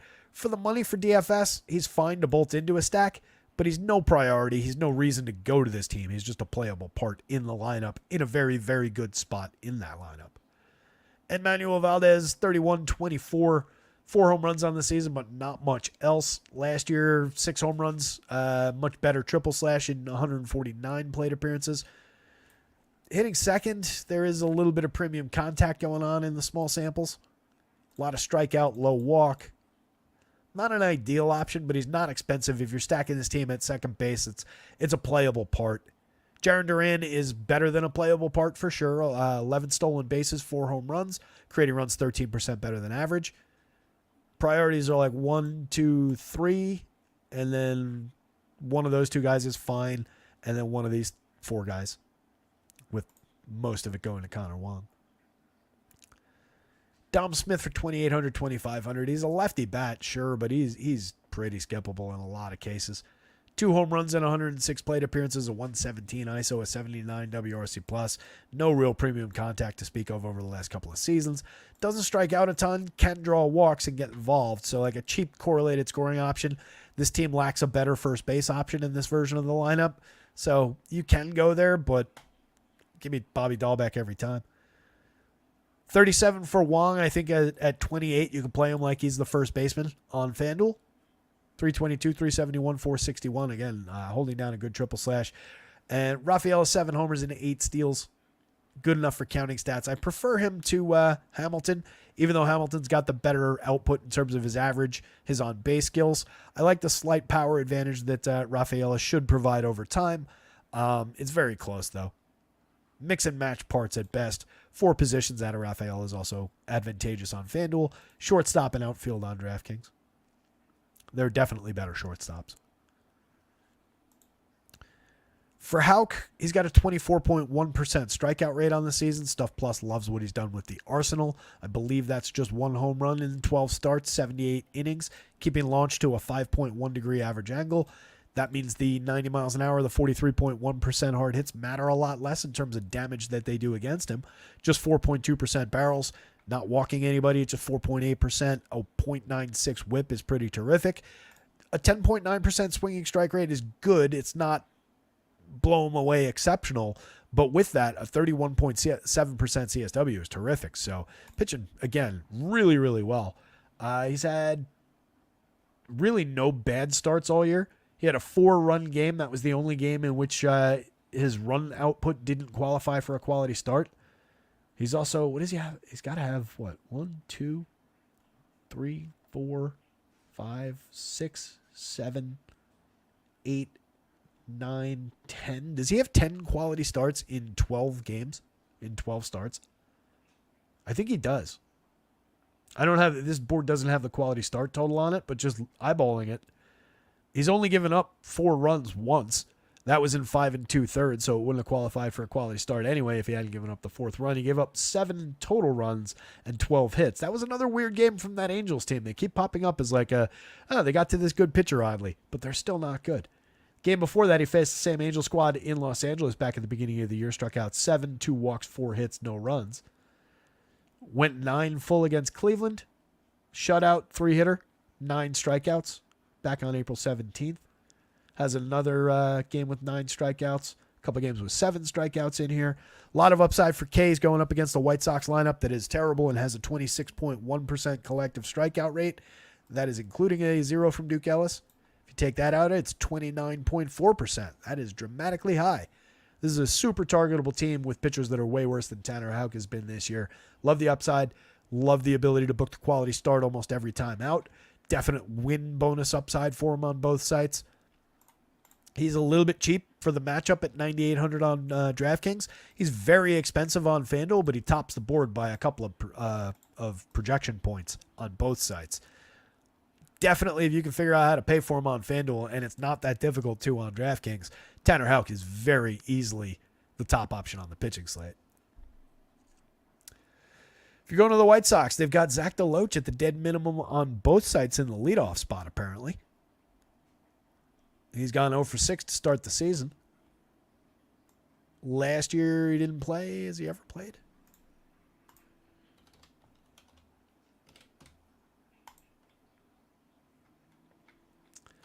$25 years and 9 months. This is his major league, or not is his major league debut, but this is this 3 games ago it was. First major league experience is what I was trying to say. 2023 for Seattle in AAA, hit 23 home runs, stole 8 bases, over 623 plate appearances. Not bad. So far this year in AAA for Chicago, over 184. He had 2 homers and 10 steals, but was slashing 281, 370, 369. Reasonable strikeouts. Some high, some low through the minors. Not a tremendous ISO for all those home runs. Just a 195 with 23 homers last year.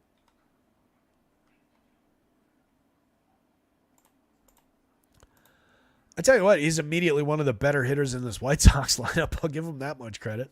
Deadman, if you're going to this team for some reason against Tanner Houck, who should have a, again, spectacular game against them and is very good at limiting home run power and home run output, Deloach goes into your lineup because he's leading off at the dead min and apparently does have a little bit of power. Nicky Lopez, back control type against a pitcher who only gives up back control type hits. I guess he would probably be a priority in this lineup. Plays 3 positions on FanDuel for 2,200. Just second base for 27. That's where you'd want him anyway on DraftKings. 250, 313, 287. Nobody's saying Nicky Lopez is good. He is good at putting the bat on the ball. That's about it. Doesn't see a lot of results for it. Hitting ahead of Luis Robert Jr. is advantageous to his upside. Over 38 plate appearances, Robert's got 3 home runs, a 297 ISO. He's one of the best players in baseball. He can't get out of the White Sox organization quickly enough for my money. One of the hotter trade pieces on the market right now. Or the hotter rumored trade pieces, I guess I should say. Gavin Sheets, Andrew Vaughn, moderate performers at best. 170 ISO for Sheets, 5 home runs. 115 ISO for Vaughn, and just a 73 WRC plus and 4 home runs. Sheets is at least helping create runs. He's got a 114 WRC plus. That's not bad. He's got a 338 on base percentage. He's the next man in for sure. It's probably like 1. If I could roster Luis Robert 2 more times, that would be great. It's like 1, 2, 3 because he's dead min and leading off. 4, 5 in that order. I mean, I know I just went through the top 5 hitters, but like that's the order in which I would take them. And then there's Paul DeYoung, who actually leads the team with 10 home runs. He's just kind of bad at everything else, and there is a lot of shortstops I'd rather have. But he's got a 220 ISO. He's got a 102 WRC plus. He's been okay with the bat in terms of premium contact. The price is still fine at $33.27. It's just, again, if you're taking a home run guy who's only really good for home runs and throwing him up against a pitcher who's allowed 1 home run in his 12 starts, it's not a great matchup. Corey Lee, and it's not because of the 1 home run, obviously. It's the 1 home run is a symptom of what he does on the mound, right? That's why he's only allowed 1 home run. It's not because he's allowed 1 home run. It's because of the reason why that is. Corey Lee, 3,600, 2,500, 5 home runs and 4 stolen bases in 144 plate appearances. Bad spot, bad lineup spot. Cheap, with a little bit of ability, but not a great option today.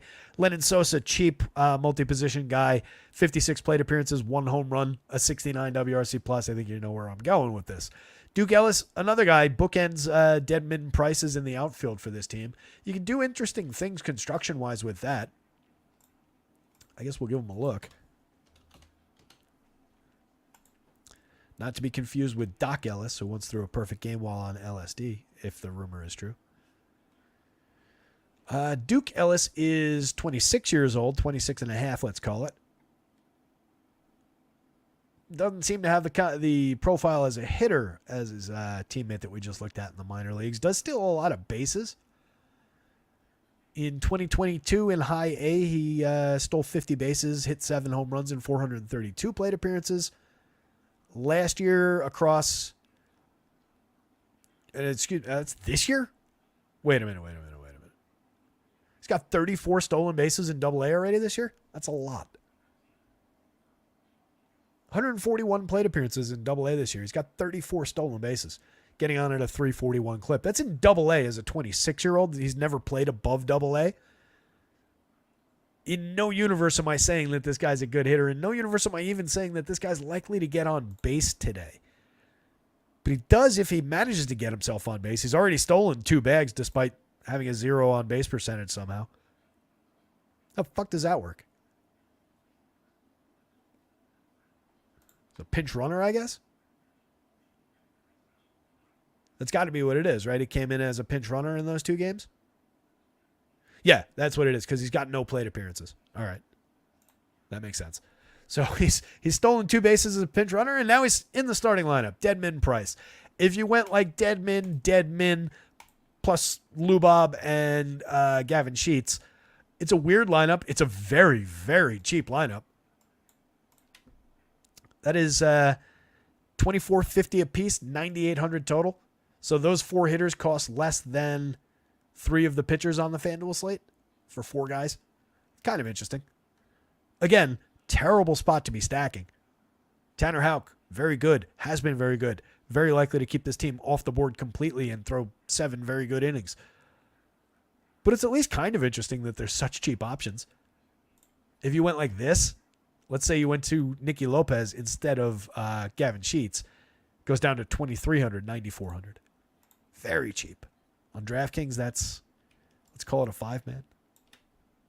That 5-man on DraftKings, top 4 hitters plus Duke Ellis at the bottom, $3,000 a piece, $15,100 total. I can see the upside. I do not think this is going to succeed. It's just an exercise in like those are kind of interesting prices. But they're very bad, and Tanner Houck is the highest projected pitcher for a very good reason today. Tanner Houck, Red Sox bats. White Sox bats, like way down here. Jake Woodford, not really on the board. Last game up. We've managed to go 2 hours, about 7 games. I don't think we're getting to the 2.5 hour mark unless we get dramatically sidetracked again. Hit the like button, hit the subscribe. Check out our pals over at acemind.io for all your sim needs. Promo code rotoscouts, all in caps over there, gets you 20% off your first month. If this is your first time with us, jump into the old Discord channels there. I'll give you a link to the Discord. I know they always expire.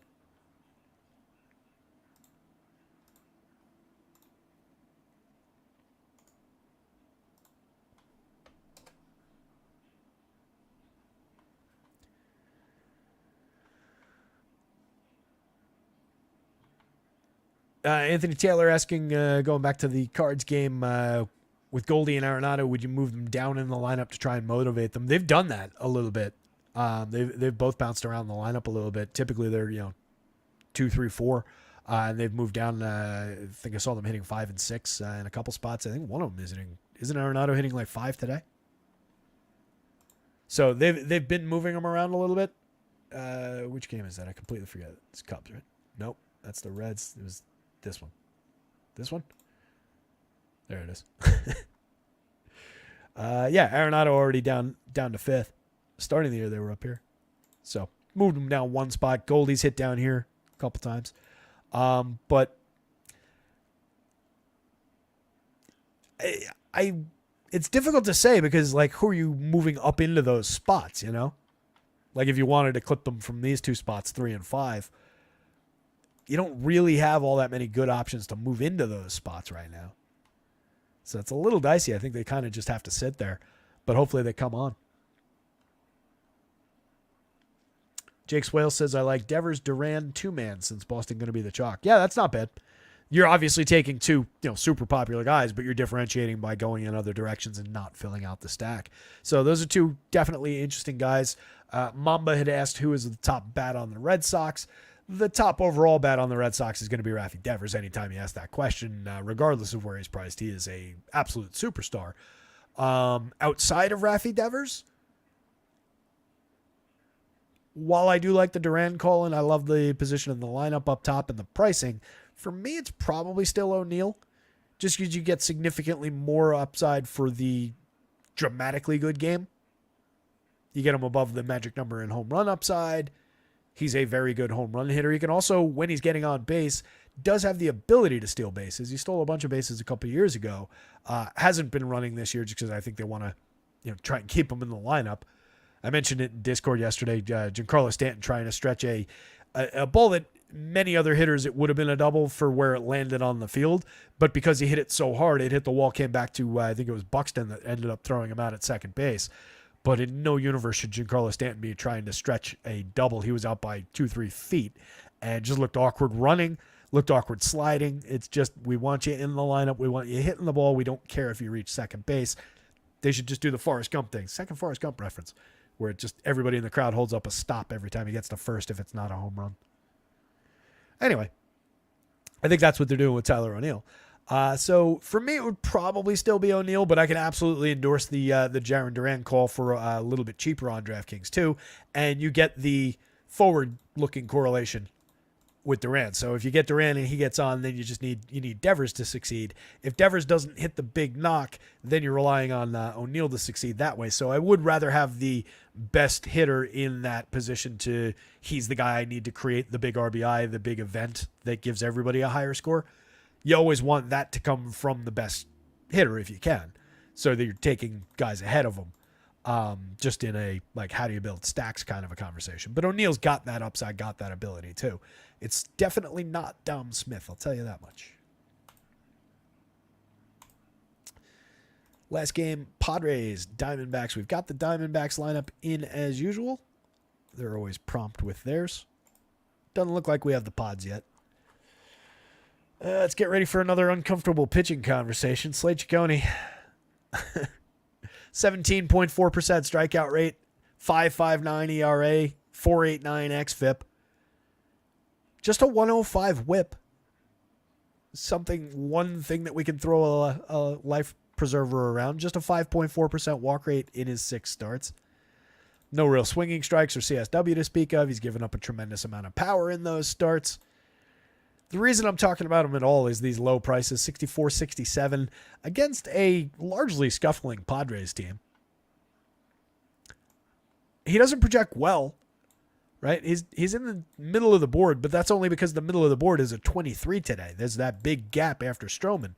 Drops off by 6 points on FanDuel, by 3 and change on DraftKings.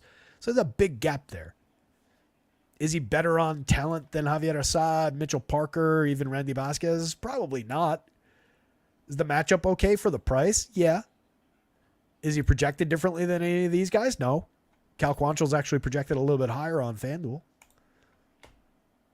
It's just a good price. On FanDuel, it's aggressively low. 6,700 puts him in the bargain bin on DraftKings. He's pitched into the 6th inning 4 times. He's completed it twice. Those came all the way back in his first 2 starts of the season. The ugly home run numbers do include against the Dodgers, which is, it's Slade Ciccone against the Dodgers. You don't expect much, and he didn't give you much. He gave up 3 home runs in that game. Struck out just 2, walked 1, 6 earned runs on 6 hits. Also gave up 6 earned runs in the game before that. That was against Cincinnati. There was a home run in that game. A home run in the game before that, which also was against Cincinnati. That one was at Cincinnati. Went 5 2/3 and then 5 1/3 in the home game and then the away game. In the home game for Arizona, he gave up 6 earned. In the game at Cincinnati, the worst ballpark, he only gave up 1 earned, 3 hits. Only struck out 2 in that one, walked 3. Strikeout high for the season is 8. It came in one of the 2 good games against Seattle. I don't expect a good game. I don't expect a lot of success against a pretty low strikeout Padres team. I think you can throw a dart at the low price based on what hitters it allows you to buy. That's more valuable on FanDuel at 64 because you're not going to Woodford. There's nobody lower priced. He and Vasquez project out basically the same. So if you'd rather do that option for 400 more and draw down against Arizona rather than draw down against the Padres, so be it. That's the same play. You're just paying a higher price for it. I'd rather save the additional $400 and be able to stack the Yankees that I want with the Dodgers that I want, let's say. Or at least a couple of those guys. So that's where Ciccone becomes useful. On DraftKings, he's just another value dart, and you don't necessarily need to throw it, but he is technically the slightly highest projected value dart. Vasquez, for his side of things, 26 2/3, not any better. He's got a similarly low walk rate at just 4.2%. He grades out better by Stuff Plus if we're looking at the full arsenal. He's given up a similar amount of power, 4.17% in the home run model. This amounts to probably 1 or 2 home runs across the small samples. 5.74 ERA with a 4.25 xFIP. He's just in the conversation for exactly what I was just saying. He projects out basically the same for similar on DraftKings for lower money in a roughly similar matchup. Fairly low strikeout team on the other side with some power bats, with some talent, but middle of the road in a lot of ways. So neither pitcher is a priority. Neither pitcher is any good at all. Either one of them could potentially, you have to drill the bats obviously, but could potentially give you an effective enough 4 or 5 inning outing to pay off maybe a win bonus if you get that right on DraftKings. No real strikeout upside for either of them, so you're just looking for clean innings for a cheap price. If either of them gets you to 6 innings, consider it a bonus. Vasquez had completed the 6th inning once. That was against Atlanta. Struck out 2, gave up 3 earned runs on 10 hits, and managed to get through 6 innings somehow. Has not had a game where he hasn't given up an earned run all season. A couple short starts in the beginning of the year. He's rounded into form for depth. He went 5 in his most recent game. But there's not a lot of quality start upside even out of these guys. You're just looking for like 5 clean innings and hope for the win and hope they manage to find even 4 strikeouts each along the way. You can absolutely take bats on either side of this. In fact, if you do load up on one or the other or both of these pitchers, you probably should take a hedge position with both of these teams. Starting on the Diamondback side, Corbin Carroll is exceptionally cheap, but we're only cheap if we're looking at him based on the lens of his phenomenal numbers last year. 25 homers, 54 stolen bases, got on at a 362 clip, had a 221 ISO, created runs 33% better than average. Over a third of the plate appearances this year, 2 home runs, 9 steals, a 278 on base, a .0787 ISO, 192, 278, 279, 64 WRC plus. He's quite literally half the player that he was last year. Worse than half in a lot of ways. It's been so bad. There's not much further for him to fall. That's the good news. If we're looking for rock bottom, I mean, we're basically at it. The price is way, way down for good reason. The model's fully updated now. So everything you're seeing now is based on the projection is still good because we do include, previous year stuff in there, but you can see the home runs numbers are already down based on where they had been for the large part of the last 2 months. So the model's catching up to the underperformance on Corbin Carroll now. It's starting to not look quite as good, but the prices are down with it. So I do think you go there as long as he's leading off. Hitting ahead of Ketel Marte, who's a tremendous option at second base. He's got a 222 ISO with 12 homers.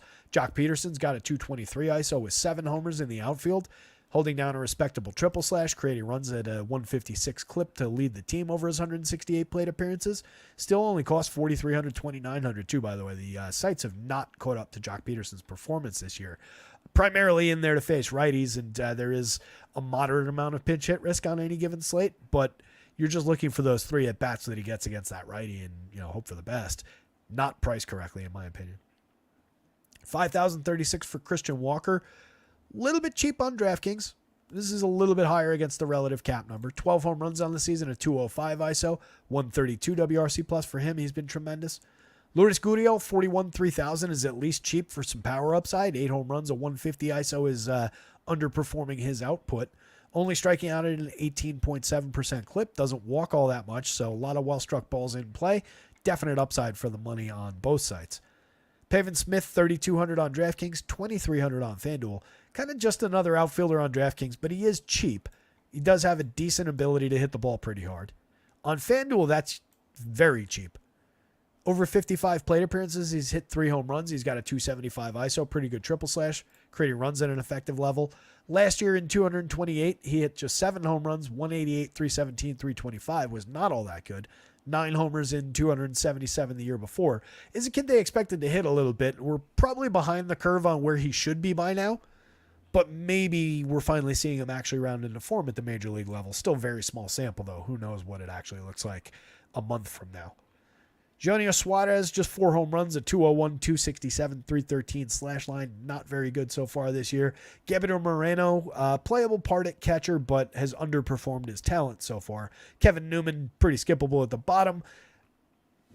Every now and then you get a moderately effective game. Typically, it's just from a couple of hits and maybe he stole a base. 2 homers, 2 steals on the season. Very, very much an afterthought at the bottom of the lineup. Top of the Padres is Luis Arias, one of the best hit tools, actually the best hit tool in baseball, one of the better overall hitters in baseball. 375 on base, 337 average from him. Creating runs 29% better than average, just doesn't stop getting on base, putting the ball in play ahead of Fernando Tatis. 5.9% strikeouts and 4% walks. The absolute model of that idea of low strikeout rate and low walk rate means a ton of balls in play.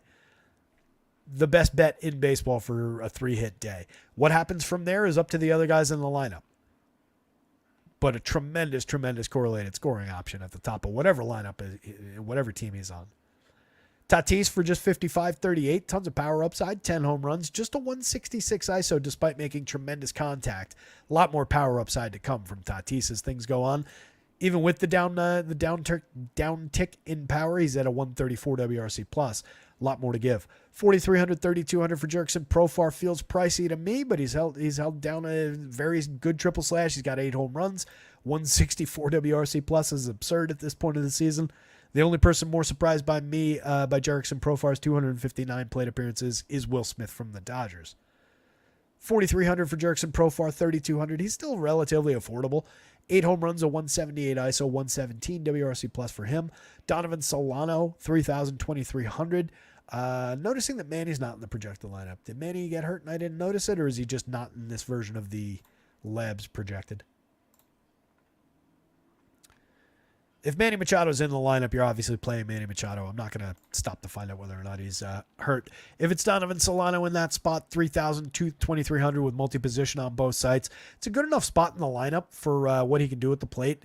Decent bat-on-ball skills. Not a ton of hard hits, but not a total lack of hard hits either. So the ability to drive the ball, more of a doubles hitter than a home run hitter, but home run upside on the right day. Fairly low strikeout, knows how to draw a walk. So he's an interesting enough option for a cheap price against this pitcher.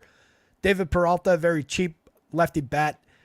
The memory of, being a moderate home run hitter once upon a time. Jackson Merrill for 35-27. Decent output over his first 215 plate appearances. We're down to just an 89 WRC plus, but 3 homers, 7 steals. Only a 304 on base. Needs to improve in that department, but doesn't really strike out. Hits the ball pretty hard, 43.9% hard hits, 15.3% strikeouts, just a 5.1% walk rate. In his case, I'd like to see that go up a little bit, hit for a little bit more power, but also get on base a little bit more.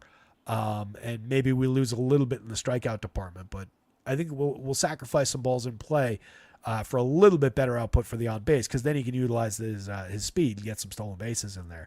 Ha-Sung Kim getting on at a 331 clip, has 13 steals, 7 home runs.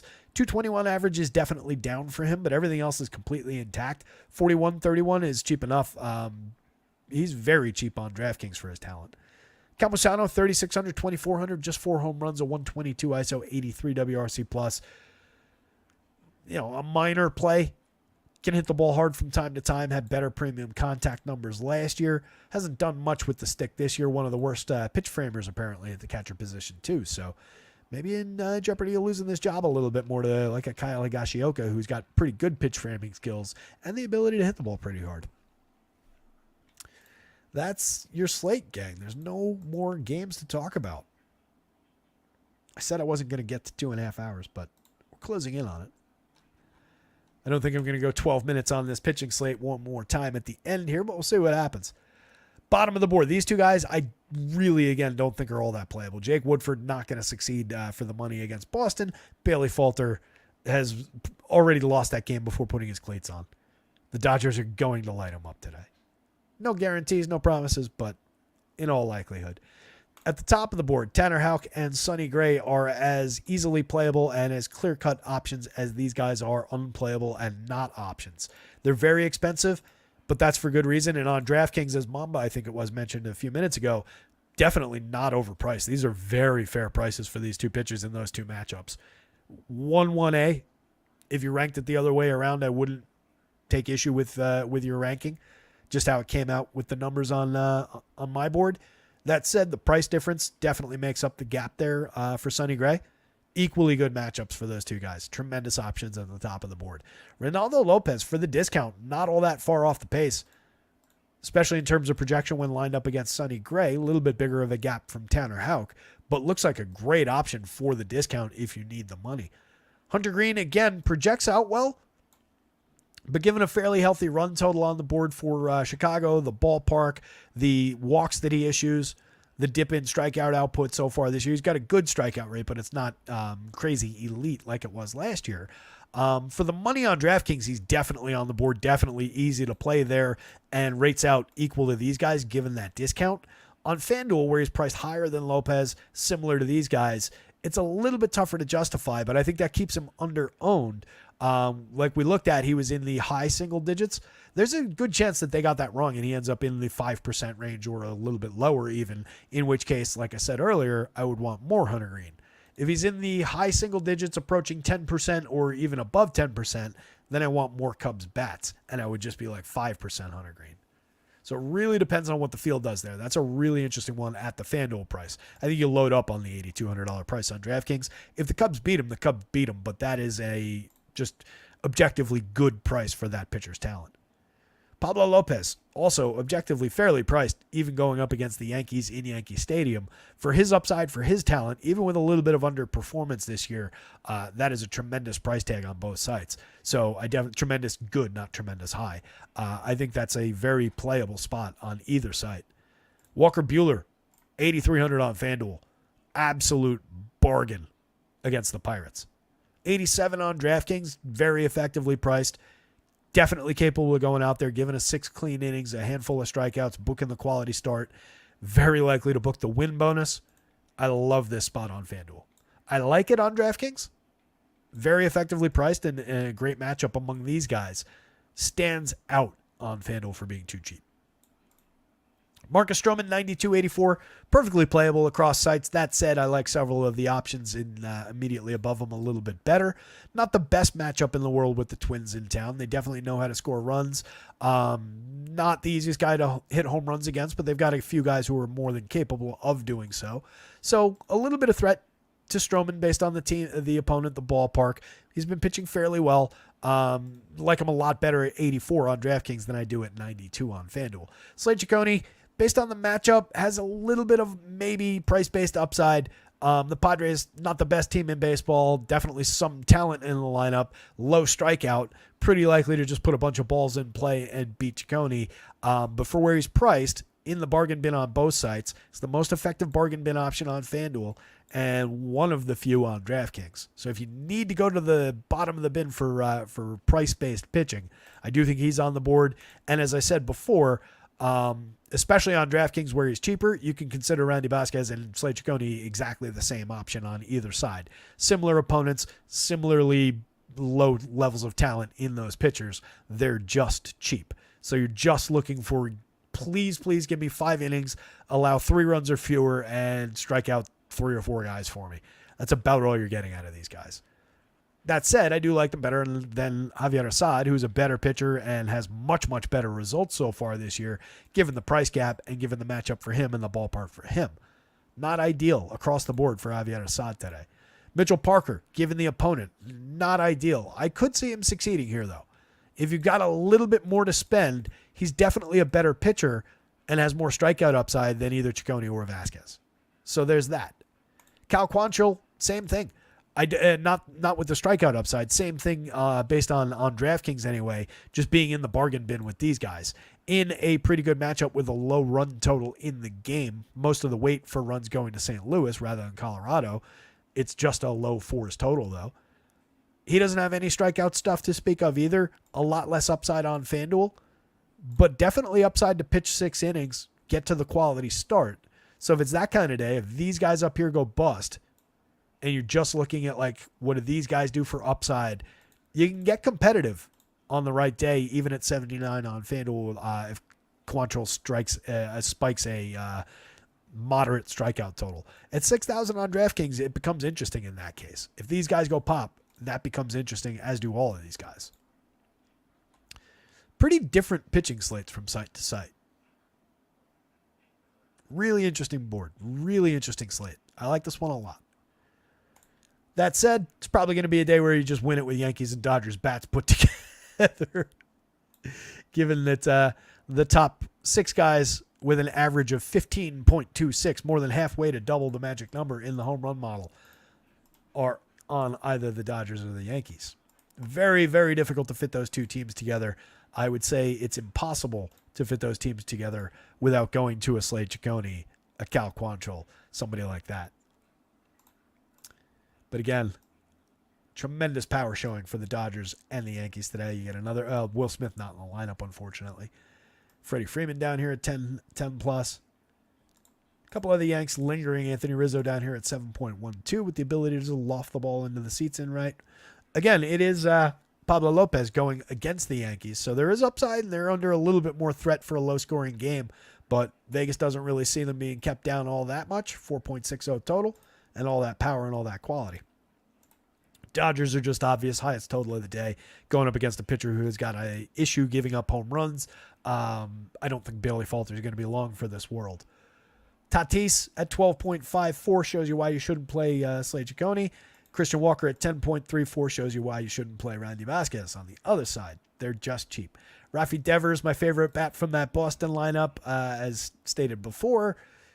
Some power showing for the Cubs, too. We do have Seiya Suzuki, Chris Morel, and Cody Bellinger. There he is.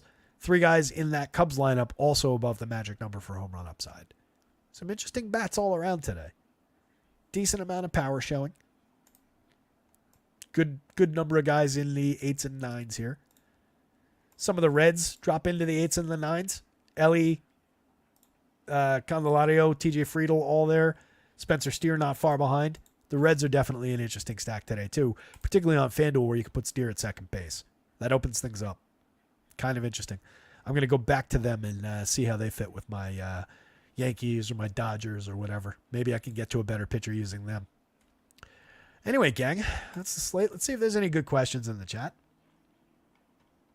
Who is my top bat on Washington? Are you just trying to get me to say Joey Gallo?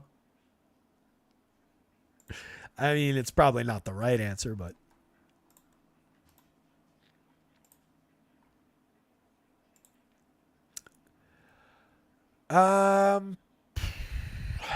It's probably, honestly, Lane Thomas. I know he hasn't been good this year, but really successful season last year. 28 home runs, 20 stolen bases, 201 ISO, created runs 9% better than average.